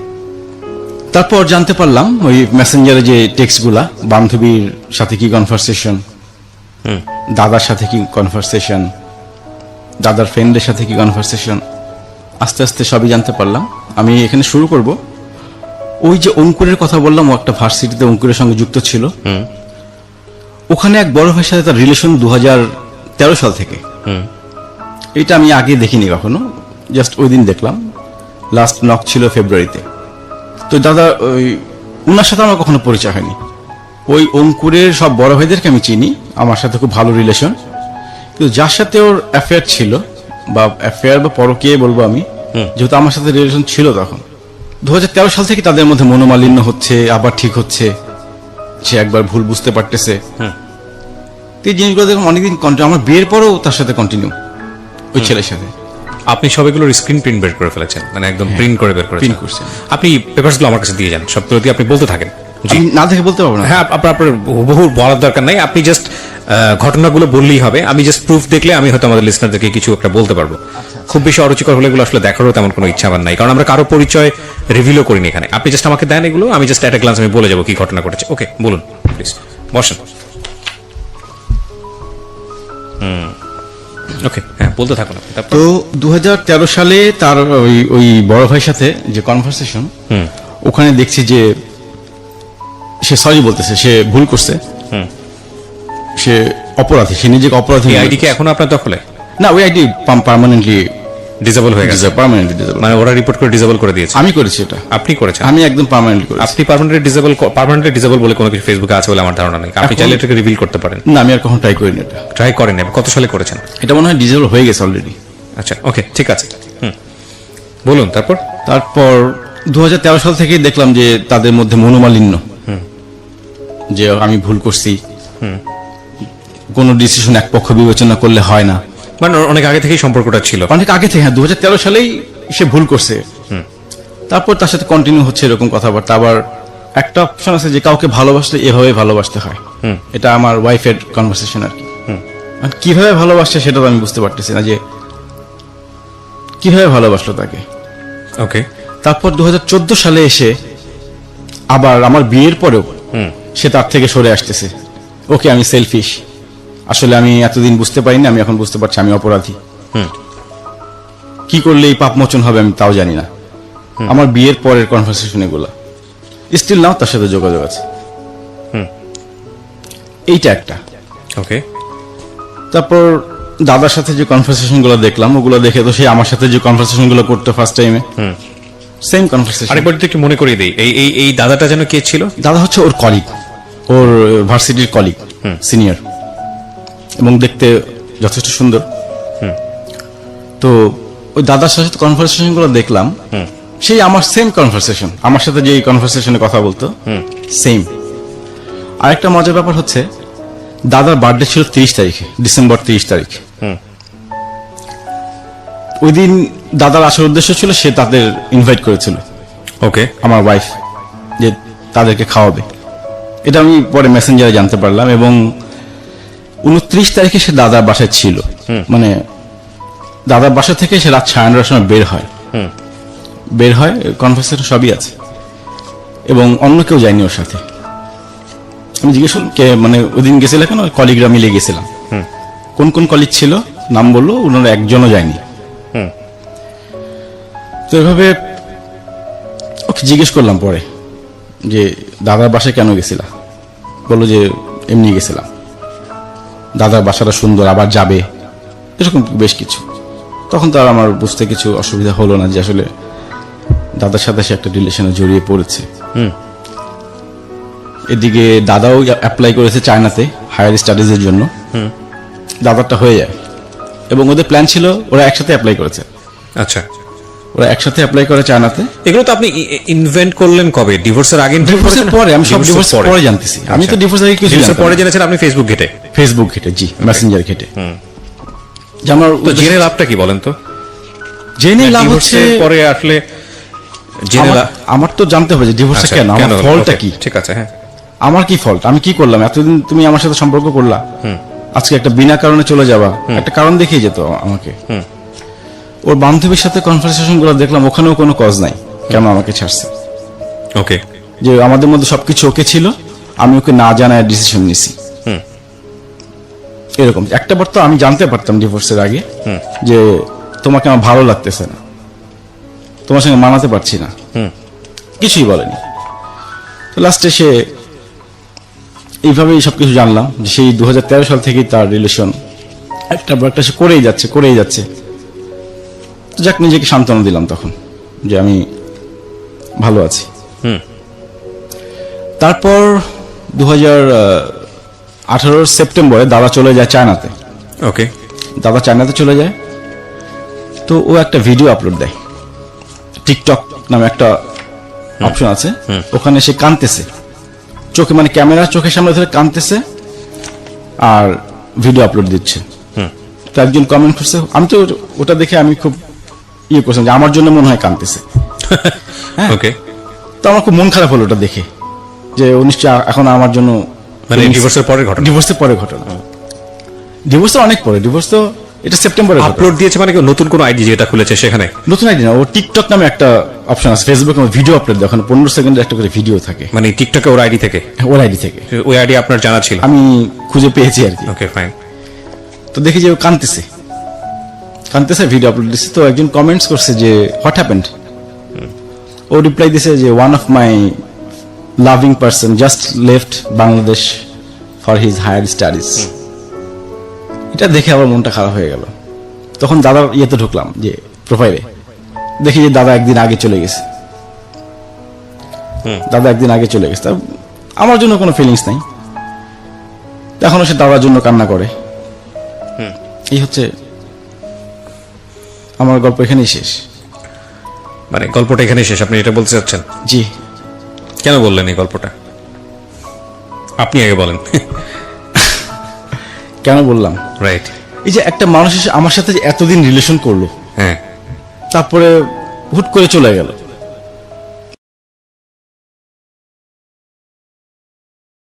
ফিরছি। কিছু কি বাদ গেছে আপনার গল্পে যেটা আমি কথা বলার আগে ফাইনালি বলতে চান? হ্যাঁ, আমার একটা জিনিস বাদ পড়ে গেছে যেটা খুব গুরুত্বপূর্ণ। 2014 শেষের দিকে যখন বিয়ে করার প্রায় 4-5 মাস পরে ও রংপুর যায়, তো ওর বাসা থেকে একটা বিয়ের প্রপোজাল আসে জি। ফ্যামিলি। ছেলে হচ্ছে বিসিএস ক্যাডার, পররাষ্ট্র মন্ত্রণালয়। তো মোটামুটি ও বললো, আমাকে যতটুকু বললো যে সবকিছু রেডি, জাস্ট পরের দিন পছন্দ হলে ছেলে বিয়ে কাবিন করে চলে যাবে। আমি তখন ঢাকার বাইরে, আমি তখন কুয়াকাটা। তো আমি ওকে বললাম যে অ্যাটলিস্ট এক কাজ করো, তুমি তাহলে ঢাকায় চলে আসো, আমি রওনা দিচ্ছি, কারণ আমার পক্ষে তো ওখান থেকে রংপুর চলে গেলে অলরেডি বিয়ে হয়ে যাবে। আমি বললাম তুমি ঢাকায় চলে আসো, আমি ফ্রেন্ড পাঠাচ্ছি, ও তোমাকে রিসিভ করবে। তো বললো যে না, আসলে বাবা এই ব্যাপারটা শুনলে তো উনি হার্ট অ্যাটাক করতে পারে, বাবা মা খুব কষ্ট পাবে। তখন আমি কি করবো? তখন তুমি তো আমার ওয়াইফ। তো বলতেছে এখন কিছু করার নাই, আমি বাবার এগেইনস্টে যেতে পারবো না।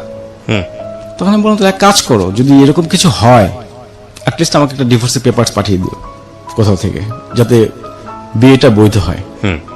তো বলে যে ঠিক আছে তাই। কিন্তু পরবর্তীতে শুনলাম যে বিয়েটা হয়নি। কেন আচ্ছা। হয়নি সেটা জানি না, ও চেষ্টাও করেনি বিয়ে ভাঙার জন্য, ওর জাস্ট ইয়ে ছিল, মানে ও আমার মুখ থেকে বের করবে যে কি করবে। তো আমি আমার অপশন দিয়ে দিয়েছিলাম যে অ্যাটলিস্ট যদি বিয়ে হয়ে যায় তাহলে তুমি একটা পেপারস পাঠিয়ে দিও আমাকে ব্যাকডেট দিয়ে। আপনার এই ডিভোর্সের ঘটনাটা বা পেপারসের ঘটনাটা কত সালে? এই 2018 সালে, তাই? 2018 জানুয়ারি 21 তারিখ। মানে এরপরে আপনার প্রায় 10-11 মাস কেটে গেল। 10-11 মাস। এই 10-11 মাসের কন্ডিশনটা কি, অবস্থাটা কি? 10-11 মাসে আমার আর চিন্তা ভাবনা নাই এরকম, মানে কিছু যে- যোগাযোগ হয়েছে ওর সঙ্গে? ওর সঙ্গে যোগাযোগ করতাম, চেষ্টা করেছিলাম যোগাযোগ। আমি এমনও বলেছি ওকে যে পেপারসটা ছিঁড়ে ফেলবো 3 মাসের মধ্যে, 3 মাসের মধ্যে পেপারসটা ছিঁড়ে ফেলবো। ও তাও রাজি হয়নি। আর পেপারস তো আপনি ছিঁড়ে ফেলতে হবে না, পেপারস তার ছিঁড়ে ফেলতে হবে। সেটাই বলছি, পেপারস ছিঁড়ে ফেলে আমরা আবার ছিঁড়ে নতুন ফেলা করে- বলতে সে উইথড্র করতে হবে, নইলে তো হ্যাঁ, হবে না। উইথড্র করতে হবে। সেটাই বলেছিলাম যে দখল পেপারস ছিঁড়ে আমরা আবার নতুন করে শুরু করবো, ফ্যামিলিগত হবে। ওর এক কথাই ছিল যে না, ও রাজি হবে না। তারপর আমি ওর ভার্সিটিতে টিচারের সঙ্গে একটু আলাপ করি একদিন ওর টিচার, যে টিচারের কথা আমাকে বলতো সবসময়, ম্যাডাম, ওনাকে একদিন ফোন দিই। তাই আমি বললাম আমি ওর হাজবেন্ড বলছি। তো ওর হাজবেন্ড বলছেন, হাজবেন্ড বলতে কি বলছেন আপনি? আমি বলছি জি। ও তো আনম্যারিড, ওর সিভিতে তো তাই দেখলাম। ও তো বিয়ে করেন, আপনি বিয়ে করছেন কবে? তো আমি বললাম ম্যাডাম আমরা 2014-তে বিয়ে করি। 14-তে বিয়ে করি বলে, ও তো বলেনি কাউকে এই জিনিসগুলো। ও বলছে যে বয়ফ্রেন্ডের সাথে ব্রেকআপ হয়েছে এরকম কিছু। বলে আমরা ছবি দেখে আলাপ করেছিলাম যেটা বিয়ে পরবর্তী ছবি, কিন্তু ও স্বীকার করেনি এবং আপনার নামে অনেক আজে বাজে কথা বলছে। আপনি নেশা করেন, মানে যত প্রকার খারাপ কথা বলা দরকার। তা আমি একদিন ম্যাডামকে রিকোয়েস্ট করলাম, ম্যাডাম আমি একটু আপনার সঙ্গে দেখা করবো অফিসের বাইরে, এখন 5টা মিনিট সময় দিবেন আমাকে। তো বললো যে উনি দেখা করতে চায়নি। তো এক প্রকার জোর করে, মানে অনেক রিকোয়েস্ট করার পর ম্যাডাম ওই ভার্সিটির পাশেই একটা কফি শপে, তো ওনাকে বললাম যে আমাদের এই ব্যাপার, দাদার সঙ্গে রিলেশনটা যদি ব্রেক করতে পারেন তাহলে তো আমি আবার শুরু করতে পারি সংসারটা। তো উনি বললো আপনি কি সংসার করবেন? আমি বলছি হ্যাঁ সংসার করবো। তো উনি বললো তাহলে কাজ করি, আমি আমার হেডের সাথে কথা বলি, কালকে আপনি অফিসে আসেন ফিজিক্যালি। তো পরের দিন অফিসে যাওয়ার কথা ছিল যে উনি, মানে হেড যদি কিছু করতে পারে এই ব্যাপারে, দুজনের মিউচুয়াল করা দিতে পারে। তো পরের দিন ওর বাবা ফোন দিল বাসায় যে আমি যাতে অফিসে না যাই, যে অফিসে গেলে হয়তো চাকরি সমস্যা হতে পারে। তো আমি আর পরে গেলাম না, যেটা আমরা ফ্যামিলিগত হয়ে মিউচুয়াল করবো। যখন ফ্যামিলিগত হয়ে মিউচুয়াল হবে তখন তো কিছু করার থাকে না। এরপর আর বসা হয়নি ফ্যামিলিগত ভাবে। আমি ওকে এমনও বলেছিলাম যে তোমার কাবিনের টাকা চাই কিনা। তো বলছে না, কাবিনের টাকা চাই না। আমি বললাম তাহলে এত টাকা পয়সা খরচ করলাম তোমার পিছনে। বললো যে তুমি লিস্ট করো বা আমাকে হিসাব দাম, তোমার সব টাকা দিয়ে দেবো। আমি বলছি সব টাকা পয়সা দিবা, সময়টা কিভাবে দেবা তুমি? এই তোমার পিছনে যে সময়টা ব্যয় করলাম এত বছর যাবত, এই সময়টা ব্যয় করতে পারবা? তো তখন সে কোনো অ্যান্সার করেনি। তার এর কিছুদিন পরে এপ্রিলের 1 তারিখে ও আমার নামে একটা অভিযোগ করে বাংলাদেশ মহিলা পরিষদে। ওকে। আমার নামে একটা অভিযোগ দেয়, ওখান থেকে একটা নোটিশ করে আমাকে। তো তো ওটা নিয়ে আমি আবার রিপোর্ট করি ওদেরকে যে আমি যাই, আসলে ব্যাপারটা কি। তো ওনারা বললো যে আপনি কবে সময় দিতে পারবেন, আমরা বসবো দুজনকে নিয়ে। তা আমি আমার সময় দিলাম যে আমি এত তারিখে বসতে পারবো। তো ওখান থেকে আমার ওয়াইফকে ফোন দিল, কিন্তু সে আসবে না বলে দিল। ওখান থেকে বারবার বলা হয়েছিল যে আসার জন্য, কিন্তু সে ওখানে আসেনি। আমি চাইছিলাম যে অ্যাটলিস্ট যদি বসতে পারতাম তার সাথে আমি একটা মিউচুয়ালি যেতে পারতাম, কিন্তু সে আমার সঙ্গে দেখাই করেনি। Still now. আপনার বাবা কেন জানলো না এই পুরো ঘটনাটা বিয়ের বা আজকে আমার আপনার যত বাবা বছরের ঘটনা? একটু বয়স্ক, উনি প্রায় ওনার এইজ 90-র কাছাকাছি। তিনি হয়তো অতটা এই ব্যাপারে ইয়ে করে না বা জানানো হয়নি কিছু। এবং বাবার পক্ষ থেকে আমার বোন ফোন দিয়েছিল ওর বাসায় যে আমি আমার বাবার পক্ষ থেকে ফোন দিয়েছি এই ব্যাপারে। তো এই ব্যাপারে ওনারা খুব একটা ভালো বিহেভ করেননি ওই সময়। আমিও বাসায় বলেছিলাম অ্যাটলিস্ট বিয়ের ঘটনা যাতে বাসায় না বলো, যে ওনারা দেখতে আসুক, বাসায় আসুক, এসে দেখুক, কিন্তু বিয়ে করেছি এই জিনিসটা যাতে না বলা হয়। আমার বাসা থেকে কখনো বলেনি জিনিসটা। ঠিক আছে, আপনি এবার আমাকে একটু বলেন যে আপনি কেন রেডিওতে এই গল্পটা বা আপনার জীবনের যে ঘটনাগুলো ঘটে গেছে আমার এগুলো বলছেন? আসার একটা কারণ হচ্ছে আজকে এই যে ইম্যাচিউর বয়স, মানে মেয়েরা যে ভুলগুলো করে, এটা অনেকের জন্য শিক্ষণীয় জিনিসটা। এই ব্যাপারগুলো যাতে কেউ না করে বা ফ্যামিলির অমতে কেউ যাতে বিয়ে না না, করে। আপনি তো ম্যাচিউর বয়সে ভুল করেছেন। আমি ভুল করেছি ম্যাচিউর বয়সে, সেটা আমার একটা ভুল, কিন্তু ইম্যাচিউর যা তারাও যাতে ভুলটা না করে। এই ম্যাচিউর জায়গা থেকে ভুল হয়তো বা অ্যাকসেপ্টেবল ইন দ্য সেন্স যে ইম্যাচিউর তারা করতেই পারে, কিন্তু ম্যাচিউর জায়গা থেকে আপনি এটাকে কিভাবে আমি তো define করবেন? করেছি যে আমি তার প্রতি অনেস্ট, আমি তাকে বিয়ে করবই, এবং কন্ডিশন ছিল এটা কেউ জানবে না, কোনো ফ্যামিলি। তার মানে কি আমরা লেসনটা কোথায় দিব যে ভার্চুয়াল কোনো সম্পর্কের মধ্যে মানুষ জড়াবে না? ভার্চুয়াল সম্পর্ক আসলে ওগুলি আমি যতগুলো আপনাদের প্রোগ্রাম শুনেছি রেডিওতে সবগুলো তো নেগেটিভই পেয়েছেন? নেগেটিভ, পজিটিভ পাইনি কোথাও। না, এটা ট্রু, 99% ক্ষেত্রে নেগেটিভরাই আসে এখানে। 10 বছর পরে এসেও কিন্তু আমারটা নেগেটিভ হলো। হ্যাঁ, না দেখুন, পজিটিভ অনেক সম্পর্ক আছে যেটা হয়তো বা আমরা ভাবে এক্সপোজ করি না, কিন্তু আলটিমেটলি সম্পর্ক তৈরির রাস্তাটা হচ্ছে অনলাইন। সেটাকে আমি কেন নেগেটিভ দিতে যাব? দেখেন, অনলাইনে আপনার একটা সম্পর্ক হয়েছে, সেই সম্পর্কের জায়গা জুড়ে আপনি ওনার বাড়ি গিয়েছেন, আপনারা বিবাহ করেছেন, আপনি তার সঙ্গে সংসার করেছেন। এক রকমের সংসার করার পরে গিয়ে আপনি যেটা দেখলেন যে সে আপনার মনের মতো না, সে আপনার কাছ থেকে অনেক কিছু লুকোচ্ছে বা সে কোনো একটা জায়গায় বিপদগ্রস্ত। তো এই যে ব্যাপারটা, এখানে আপনি অনলাইনের দোষ কোথায় দিবেন?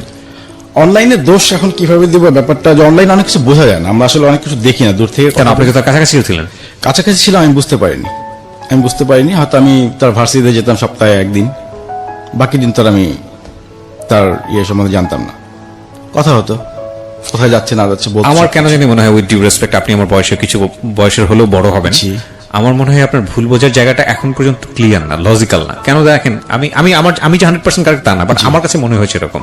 এই মেয়েটাকে আপনি কাছে পেয়েছেন, এই মেয়েটার সাথে আপনি সংসার করেছেন, আপনার একটা সার্টেন পিরিয়ড পর্যন্ত তার সাথে একসাথে চলেছেন। কোন সোর্সের মাধ্যমে গেছেন সেটা তখন মুখ্য হয়ে ওঠেনি যখন আপনি এতদূর পর্যন্ত এগিয়েছেন। তার বাড়িতে গেছেন, তার সঙ্গে সংসার করেছেন, তাকে সারপ্রাইজ দিয়েছেন, একই সাথে লাইফ লিড করেছেন, স্বামী স্ত্রীর মতো জীবনযাপন করেছেন, সবকিছু ঠিক আছে। তারপরে গিয়ে আপনি যে ভুলগুলো তার মধ্যে খুঁজে পেয়েছেন, সেখানে আপনি অনলাইনের দোষ কিভাবে দেবেন? অনলাইনের দোষ না, সেগুলো তার হ্যাবিটের দোষ বা নেচারের দোষ, যদি আপনার কথা সত্যি হয়ে থাকে। এক আর 2 নম্বর যেটা, সেটা হচ্ছে যে ভুল করার জায়গাটা যদি আমি বলি, তাহলে তো আপনার সেন্সের জায়গায় আমি বলবো যে আমি অবশ্যই আপনাকে ছোট করছি না, বাট আমার কাছে মনে হচ্ছে এরকম যে আপনি ব্লাইন্ডলি ইমোশনাল। আমার কাছে মনে হয় কি, ইমোশন জিনিসটা হচ্ছে একটা তরল পদার্থের মতো, আর লজিকটা হচ্ছে একটা স্ট্রাকচার। লাইক তরল পদার্থকে যদি আপনি ধরতে চান, একটা স্ট্রাকচারের মধ্যে নিতে হবে, সেটা গ্লাসের মধ্যেই হোক বা একটা পাত্রের মধ্যেই হোক। তো ইমোশনটা একটা মারাত্মক শক্তিশালী জিনিস, কিন্তু ইমোশনটাই সবকিছু না। ইমোশনটাকে যদি আপনি কাজে লাগাতে চান, তাহলে অবশ্যই আপনাকে এরকম একটা পাত্রের মধ্যে ধারণ করতে হবে। পাত্রটা হচ্ছে লজিক। আমি যদি খুব সহজ ভাষায় বলি, ঠিক আছে, আপনার কথা। আপনার ক্ষেত্রে ইমোশন, ফুল অফ ইমোশনাল আপনি, কিন্তু কোনো পাত্র ছিল না, মানে লজিক ছিল না। যেমন ধরেন, আপনি যে বিয়েটা করলেন, এই বিয়েটা প্রথম পর্যায়ে বিয়েটা করা, আপনি মেয়েটাকে এতটাই ভালোবাসেন, আপনার কি নিজে থেকে বোঝা উচিত ছিল না যে আমি যে বিয়েটা করতে যাচ্ছি আমি রেডি কিনা? নাম্বার 1, মেন্টালি রেডি কিনা? আপনি সেটা করেননি, আপনি বিয়েটা করলেন। বিয়েটা করার পরে আপনি এই মেয়েটা চাইলেও আপনার ওয়াইফের সঙ্গে কথা বলতে, আপনি তাকে দিয়ে দিলেন। আপনার কি সেকেন্ড টাইম এটা একটা বড় ধরনের ভুল হলো না? যে যেই মেয়েটা আপনার প্রতি এত ইমোশনাল হয়ে গেল বিয়ের পরে, সে আপনার ওয়াইফের কাছাকাছি যাওয়ার পরে আপনার জীবনে একটা ভয়ঙ্কর রকমের বিপদ ঘটে যেতে পারে। জি। এটা তো আপনি ম্যাচিউর ছিলেন, বোঝা যায়। আমি বুঝিনি তখন যে আপনি এতটা- বোঝেন নাই, সেকেন্ড এতটা মিস্টেক। ভয়ঙ্কর হবে। একটা কথা হচ্ছে কি, আমাদের এক গুরুজন বলতো যে একটা ভুল ভুল, প্রথম ভুল ভুল, দ্বিতীয় ভুল ভুল, তৃতীয় ভুল আর ভুল না, এটা হচ্ছে অপরাধ। তো আপনার জায়গাটা আমি মনে করি একটা অপরাধের পর্যায়ে চলে গেছে। দেখেন, এরপরে থার্ড স্টেপ এসে আপনার ওয়াইফের কথা যদি আমি বলি, প্রথম স্ত্রী, তিনি আপনাকে সতর্ক করলেন কি, যে ঠিক আছে তুমি আর ওনার সঙ্গে কথাই বলো না, এই মেয়েটার আমি উইক পয়েন্ট বুঝতে পেরেছি। জি। আপনি তখনও শেষ করে দিতে পারতেন। আপনি সেটা না শেষ করে আপনি তার সঙ্গে লুকিয়ে হোক, যেভাবে হোক কথা বলেছেন। এটার ফলাফল হচ্ছে 1 বছরের মধ্যে আপনার ফার্স্ট ওয়াইফের সঙ্গে আপনার ডিভোর্স। একটা সাজানো গোছানো সংসার সেটা তৈরি হলো, যদি আপনি লজিক হিসেবে দেখেন, এই মেয়েটার জন্য, যে মেয়েটা আপনাকে পাত্তা দিল না, আপনি সংসার করা শুরু করলেন, আবার এই মেয়েটাই সংসারটা ভেঙে দিচ্ছে। আপনি যতই তাকে ব্লাইন্ডলি লাভ করেন না কেন, এটা তো একটা সুস্থ মানুষের লক্ষণ না। না, সুস্থ মানুষের বলতে তখন তো আমার তারপর দিয়ে ছিল যে সুইসাইড কখন করে, সুইসাইড না করে যাতে, ব্যাপারটা ছিল এরকমই। সে প্রতিদিন আমাকে বলতো সে সুইসাইড করবে, ব্লেড নিয়ে ঘুমাচ্ছে, রক কেটে দেবে। এবং আপনি তাকে তখনও দেখেনও নি। দেখেন কত ভয়ঙ্কর রকমের একটা ব্যাপার, ইমোশন। একটা মানুষকে না দেখা মানুষের প্রতি কত ভয়ঙ্কর ইমোশন হতে পারে, কত পাওয়ার হতে পারে সেটা। যে মানুষটাকে সে দেখেনি এখন পর্যন্ত, সেই মানুষটার জন্য সে তার সাজানো গোছানো 1 বছরের সংসার সেটাকে বিসর্জন দিয়ে দিল। মানে আমি sorry to say, too much emotional. এবং আপনার জায়গাটাই যে খুব এক্সট্রিম লেভেলে তা না, বাংলাদেশে এরকম অসংখ্য মানুষ আছে, অসংখ্য মানুষ আছে। পরিণতিটা ভালো হয় না। রেডিওতে বহুবার আমি গল্পগুলো নিয়ে এসেছি, বহু অ্যাঙ্গেল থেকে নিয়ে এসেছি, পরিণতি ভালো হয় না। কারণ আমরা যে আমাদের বাপ দাদা থেকে দেখে এসেছি, বা আমাদের পরিবারের কথা যদি বলি, এত বছরের পর বছর তারা সংসার করেন কিভাবে, এত এত এত বাচ্চা কাচ্চা নিয়ে, সেভাবে সে অর্থে তাদেরকে আমরা বিনোদনের জায়গাতে আমরা দেখি, তেমন একটা বিনোদিত হওয়ার কোনো সুযোগ নেই। এতগুলো বাচ্চা কাচ্চা সামলাচ্ছেন, তারপরে আবার বছরের পর বছর একটা মানুষের জন্য অপেক্ষা করে যাচ্ছেন, সংসার করছেন, রেসপেক্ট করছেন। তারা তো আমাদের মতো অতটা লিটারেটও না। আমি যদি ওই জেনারেশনের কাছে যাই, তাহলে তারা এত সুন্দর করে সংসার করেছেন কিভাবে? কখনো কি এটা জিনিস একটা চিন্তা করেছেন? অবাক লাগে জিনিসগুলো। অবাক লাগার আমার কাছে মনে হয় যে এটা যদি আমরা ফাইন্ড আউট করি, তাহলে একটা জিনিস আমরা বুঝতে পারবো, সেটা হচ্ছে যে তাদের মধ্যে এই জিনিসটা ছিল যে সংসার। ওকে, জি। আমি অনেকবার একটা জিনিস দেখেছি এই অনুষ্ঠানগুলো করতে গিয়ে, অভিজ্ঞতা হয়েছে, বা আমি অনেক শুনেছি অনেকের কাছে। খুব সুন্দর একটা কথা আছে যে বিয়ের পরে না ওই লাভটার থাকে না। ধরেন একজন মানুষ দুজনকে প্রায় 8-10 বছরের সম্পর্ক, জি। বিয়ের পরিণতির দিকে গেল, এবং তারপর দেখা গেল সম্পর্কটা আর ওই ভালোবাসার জায়গাটাতে নাই। দুই একটা আছে এক্সেপশনাল আমি মনে এক্সাম্পল, করি আমাদের মধ্যে এরকম কোনো প্রবলেম কখনোই ছিল না। কারণ আপনারা একসঙ্গে থাকেননি, থাকিনি। জি হ্যাঁ, কারণ থাকলে- আপনারা এক ঘরের মধ্যে থাকেননি লং টাইম। সেটা হতো। তো এক ঘরের মধ্যে উঠলে হয় কি, সম্পর্কটা ধীরে ধীরে ক্ষয়ে যেতে, ওই ইমোশনটা ক্ষয়ে যেতে থাকে। ইমোশনটা তার মানে কি আমরা ইমোশন ক্ষয়ে গেলে সরে যাই না। মজার বিষয় হচ্ছে এই ইমোশনটা, এই লাভটা তখন এক ধরনের রেসপন্সিবিলিটিদের রূপ নেয়। মনের অজান্তে, হ্যাঁ ভালো হয়তো বাসেন না, মনে হচ্ছে তার জন্য আমার অন্তর পড়ে না, কিন্তু দেখবেন যে খাবার টেবিলে বসে ওই মানুষটা যদি না থাকে, বা সে যদি রান্নাটা না করে দেয়, বা সে যদি আপনার কাপড়টা সুন্দর করে পরিষ্কার না করে দেয়, স্ত্রীটা যদি না করে দেয়, বা আপনি যদি তার জন্য নিয়ম মতো জিনিসগুলো না করেন, তখন দেখবেন যে এক ধরনের খারাপ লাগছে মনের মধ্যে, যে কি যেন নাই, কি যেন নাই, কি যেন নাই। এই যে ব্যাপারটা, এটাও কিন্তু লাভ এই দিকে টার্ন করে। তো আমি কথাগুলো এই কারণে বলছি যে আপনি তো পরিণত ছিলেন, এবং আপনার বাবা মায়ের নিশ্চয়ই একটা সুন্দর সম্পর্ক দেখে আপনি বড় হয়েছেন। অবশ্যই। তাহলে আপনার জায়গাটা থেকে এত বড় ভুল, আমরা আসলে ওনাকে প্রশ্নবিদ্ধ করতে চাই না প্রিয় শ্রোতা। আমরা আসলে যে কথাটা বলতে চাচ্ছি, দেখুন আমি একটু বলি। শিওর শিওর, এর মধ্যে ভুল হচ্ছে আমাদের ব্যক্তিগত কিছু প্রবলেম ছিল, একেবারে যে শুধু একটাই কারণে ডিভোর্স হয়েছে তাও কিন্তু না। মানে আপনার ওয়াইফের সঙ্গে আপনার ব্যক্তিগত ওয়াইফের সাথে প্রবলেম। ব্যক্তিগত কিন্তু আমার কেন জানি মনে হয় যে সম্পর্কের এই যদি অল্টারনেটিভ অপশনটা না থাকতো, না থাকতে তাহলে আমি নিজে আমার মনে হয় না স্বীকার যে করি, ডিভোর্সটা হতো। আমি নিজেও স্বীকার করি ডিভোর্সটা হতো না। এক্স্যাক্টলি, এটা আমি স্বীকার করি। এটা আমি খুব মনে করে বিশ্বাস করি যে একটা সেপারেশন, জি। মানে ধরেন একটা সম্পর্কের মধ্যে সেপারেশন হওয়ার একটা ব্যাপার চলে এসছে, অবশ্যই। সেটা যদি এরকম হয় যে ওখানে তৃতীয় পক্ষের কেউ নাই যার উপর ডিপেন্ড করার মতো, বা সেপারেট করে অন্য একটা ছেলের সাথে ইনভলভ হওয়া বা অন্য একটা মেয়ের সঙ্গে ইনভলভ হওয়া, যতক্ষণ পর্যন্ত এই অপশনটা ক্রিয়েট না হয়, ততক্ষণ পর্যন্ত এই সম্পর্কটা বারবার জোড়া লাগার সুযোগ থাকে। অবশ্যই আমি এটা স্বীকার করছি যে আসলে ওই সময়ের সাথে যদি আমার যোগাযোগ না হতো, তাহলে সম্পর্কটা হয়তো কন্টিনিউ হতো। আপনি এত সহজে সিদ্ধান্ত নিতেও পারতেন না বিয়ের পরে যে ঠিক আছে ডিভোর্স হয়ে যাচ্ছে 1 বছরের মাথায়, যেখানে আপনি বারবার এই মেয়েটাকে জোড়া লাগানোর জন্য যোগাযোগ করেছেন, ও করেছে, বিকজ অল্টারনেটিভ অপশন নাই। আমরা আপনার কথা যদি সত্য হয়ে থাকে যে এই ভদ্রলোক দাদাকে যাকে বলছেন, সে তার জীবনে এসছে, এইটা যদি অপশনটা যদি না থাকতো তাহলে হয়তো ওর জন্য এতটা শক্তিশালী অবস্থানে যাওয়ার সুযোগ হতো না। তো এটা আসলে আমরা গেস করি, মানে তৃতীয় পক্ষ কেউ একজন থাকলে এটা সহজ হয়। কিন্তু আমার জায়গা থেকে কেন জানি মনে হয় আপনার জীবনের সবচেয়ে বড় ভুলটা হলো বিয়ের পরে এই ধরনের একটা যোগাযোগটা কন্টিনিউ করা, যোগাযোগ কন্টিনিউ করা এবং ভয়ঙ্কর রকমের বাজে একটা সিদ্ধান্ত। আমি শুধু যোগাযোগ করেছিলাম ওর কথা চিন্তা করে, পিচ্ছে একটা মেয়ে যে কোনো ডিসিশন নিতে পারে, ইনকেস ও যদি কিছু করে আমার কি হবে বলতে কি আপনি বিপদে পড়ে যাবেন এরকম কিছু, বা সুইসাইডাল কেস অবশ্যই আমার একটা ডকুমেন্ট থাকতো, সেটাও মাথার মধ্যে আসেনি তখন। কিন্তু আমার কথা নিজেকে তখন মানে বুঝ দিতে পারবো না যে আমার জন্য একটা মেয়ে, it's a difficult situation but you can handle it. কিভাবে হ্যান্ডেল করতে পারতেন? আমার বিয়ের পর একবার ট্রাই করেছিল, আমি আসি, এটা অনেক সময় অনেকেই করে থাকে এবং এগুলোকে খুব সফটলি হ্যান্ডেল করতে হয়। আচ্ছা, আপনি কিভাবে হ্যান্ডেল করতে পারতেন? আপনার কি মনে হয় এখন অল্টারনেটিভ সলিউশন কি হতে পারতো? এই সিচুয়েশনের জীবনে হয়তো অনেকেই পড়ে, অনেক ছেলেরাই পড়ে, অনেক মেয়েরাই পড়ে। কিভাবে হ্যান্ডেল করা যেতে পারতো? আপনি ওই সময়টাতে কি করতে পারতেন? আমার উচিত ছিল ওর সঙ্গে যোগাযোগ টোটালি কন্টিনিউ না করা। না, কিন্তু আপনি তো এটা করলে, আপনি যদি মনে করছেন যে সে সুইসাইড করে ফেলতে পারে, তাহলে আপনি বের হবেন কিভাবে এখান থেকে? এখন বের হওয়ার তো কোনো অপশন আমি পাইনি। Exactly, there is option, lot of option. আপনি যেটা করতে পারতেন, আপনি ওনার বাবা মাকে জানাতে পারতেন।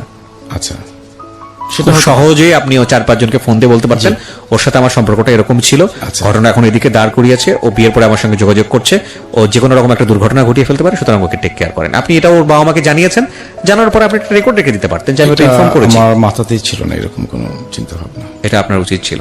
এবং একটা লাভ ইজ ট্রুলি ব্লাইন্ড, লাভটা অনেকখানি ব্লক করে দেয় আমাদের। সেটাই আমি শুধু শেষে একটা কথাই বলবো, প্রিয় শ্রোতা, আমাদের কারোর দিকে আঙ্গুল তোলার কোনো ইচ্ছা নেই। যে ভদ্র মহিলাকে নিয়ে আজকে এখানে কথা হলো তার প্রতিও আমরা সম্মান জ্ঞাপন করছি।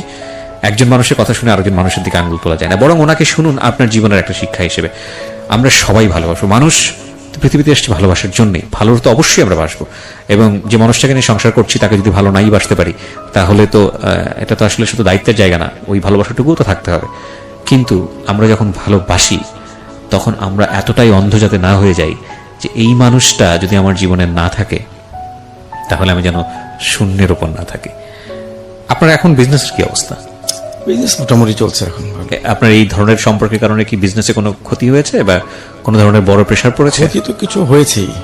আমি মাঝখানে একটু বলিনি জিনিসটা, আমি মাঝখানে একটু অ্যাডিক্টেড হয়ে গিয়েছিলাম। কি নিতেন? 3 মাস এই ড্রিঙ্ক করতাম। আচ্ছা, আর ভবিষ্যৎ জীবন নিয়ে কি চিন্তা করছেন? আমার আপাতত কোনো চিন্তা ভাবনা নাই যে আমার বিয়ে করার চিন্তা। ফলো করেন আপনি এখনো ভার্চুয়ালি ফলো করেন বা কোথায় কি যাচ্ছে না যাচ্ছে এগুলো খোঁজ? না, এগুলো এখন টোটালি করি না, এখন একদম টোটালি বাদ। আপনি রাইট নাও কত এজ? 38 আপনার বয়স? বর্তমান 38। 38 বছর বয়স তেমন কিছু না, বিয়ে নতুন না, আমার আর ইচ্ছা নাই, আমার টোটালি এটার প্রতি আমার টিয়ে চলে আসছে। ওকে, একটা ঘেন্না চলে আসছে সম্পর্কে। ঘেন্না বলতে আপনি যেটা বলতে চাচ্ছেন যে আপনি কোনো মেয়েকে বিলিভ করতে পারেন না সহজে। বাংলায় কিভাবে বিলিভ করবো আমি? মানে এখন কাউকে বিলিভ হবে না আমার, এখন যত ভালোই হোক ওই একই রকম। কখনো কাউন্সিলিং নিয়েছেন? কোনো সাইকিয়াট্রিস্টের কাছে গিয়েছেন? না, কখনো। You should try. আমি নিজে এগুলো ভালো বুঝি। এটা একটা বড় আমরা প্রত্যেকটা মানুষই এই জিনিসটা জানি, কিন্তু আমাদের মনে করি যে এটার প্রয়োজন না। আমি জানি তুমি ভুল করেছি না, কিন্তু সাইকিয়াট্রিস্টের কাছে গেলে এই ধারণাটা ভুল ভাঙে। ওনারা অনেক সময় অনেক ভালো সময় দেন। আপনি খুব ভালো একজন সাইকিয়াট্রিস্টের কাছে যান, you need some counselling, and believe me, হয়তো আপনার কোনো উপকার হবে। ঠিক আছে, এটাই আমি আপনাকে সাজেস্ট করবো, কারণ আপনার সেই সামর্থ্য আছে বলেই আমি আপনাকে সাজেস্ট করতে পারি। অবশ্যই করতে পারি। So thank you very much, আপনি আজকে এখানে আসলেন।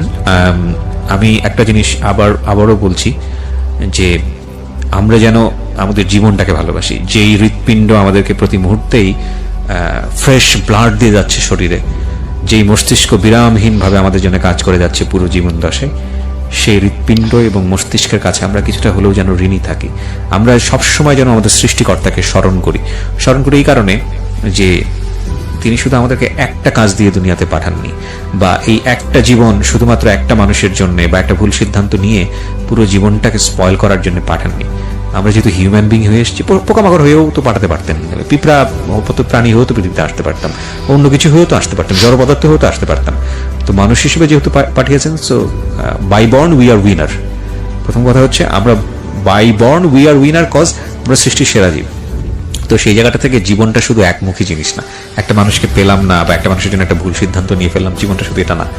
আমাদের চেষ্টা করতে হবে ভুল যাতে না হয়। আর দ্বিতীয় কথা যেটা, ভুল যদি হয়েই যায়, যতক্ষণ পর্যন্ত বেঁচে আছি, still you have a chance for good work. So সবাই অনেক ভালো থাকুন। কিছু যদি নাই করতে পারেন, অ্যাটলিস্ট কারো কোনো ক্ষতি করেন না।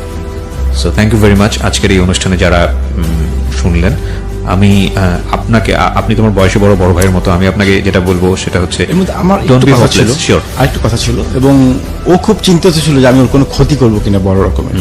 আমি আজ পর্যন্ত তার কোনো ক্ষতি করিনি। অনেক কিছু বলছিল, ইভেন একটা জিডিও করিনি তার, সে কিন্তু আমার নামে কয়েকটা জিডি করছে। আমি ওর সঙ্গে দেখা করতে গেলেই সে আমার নামে জিডি করে।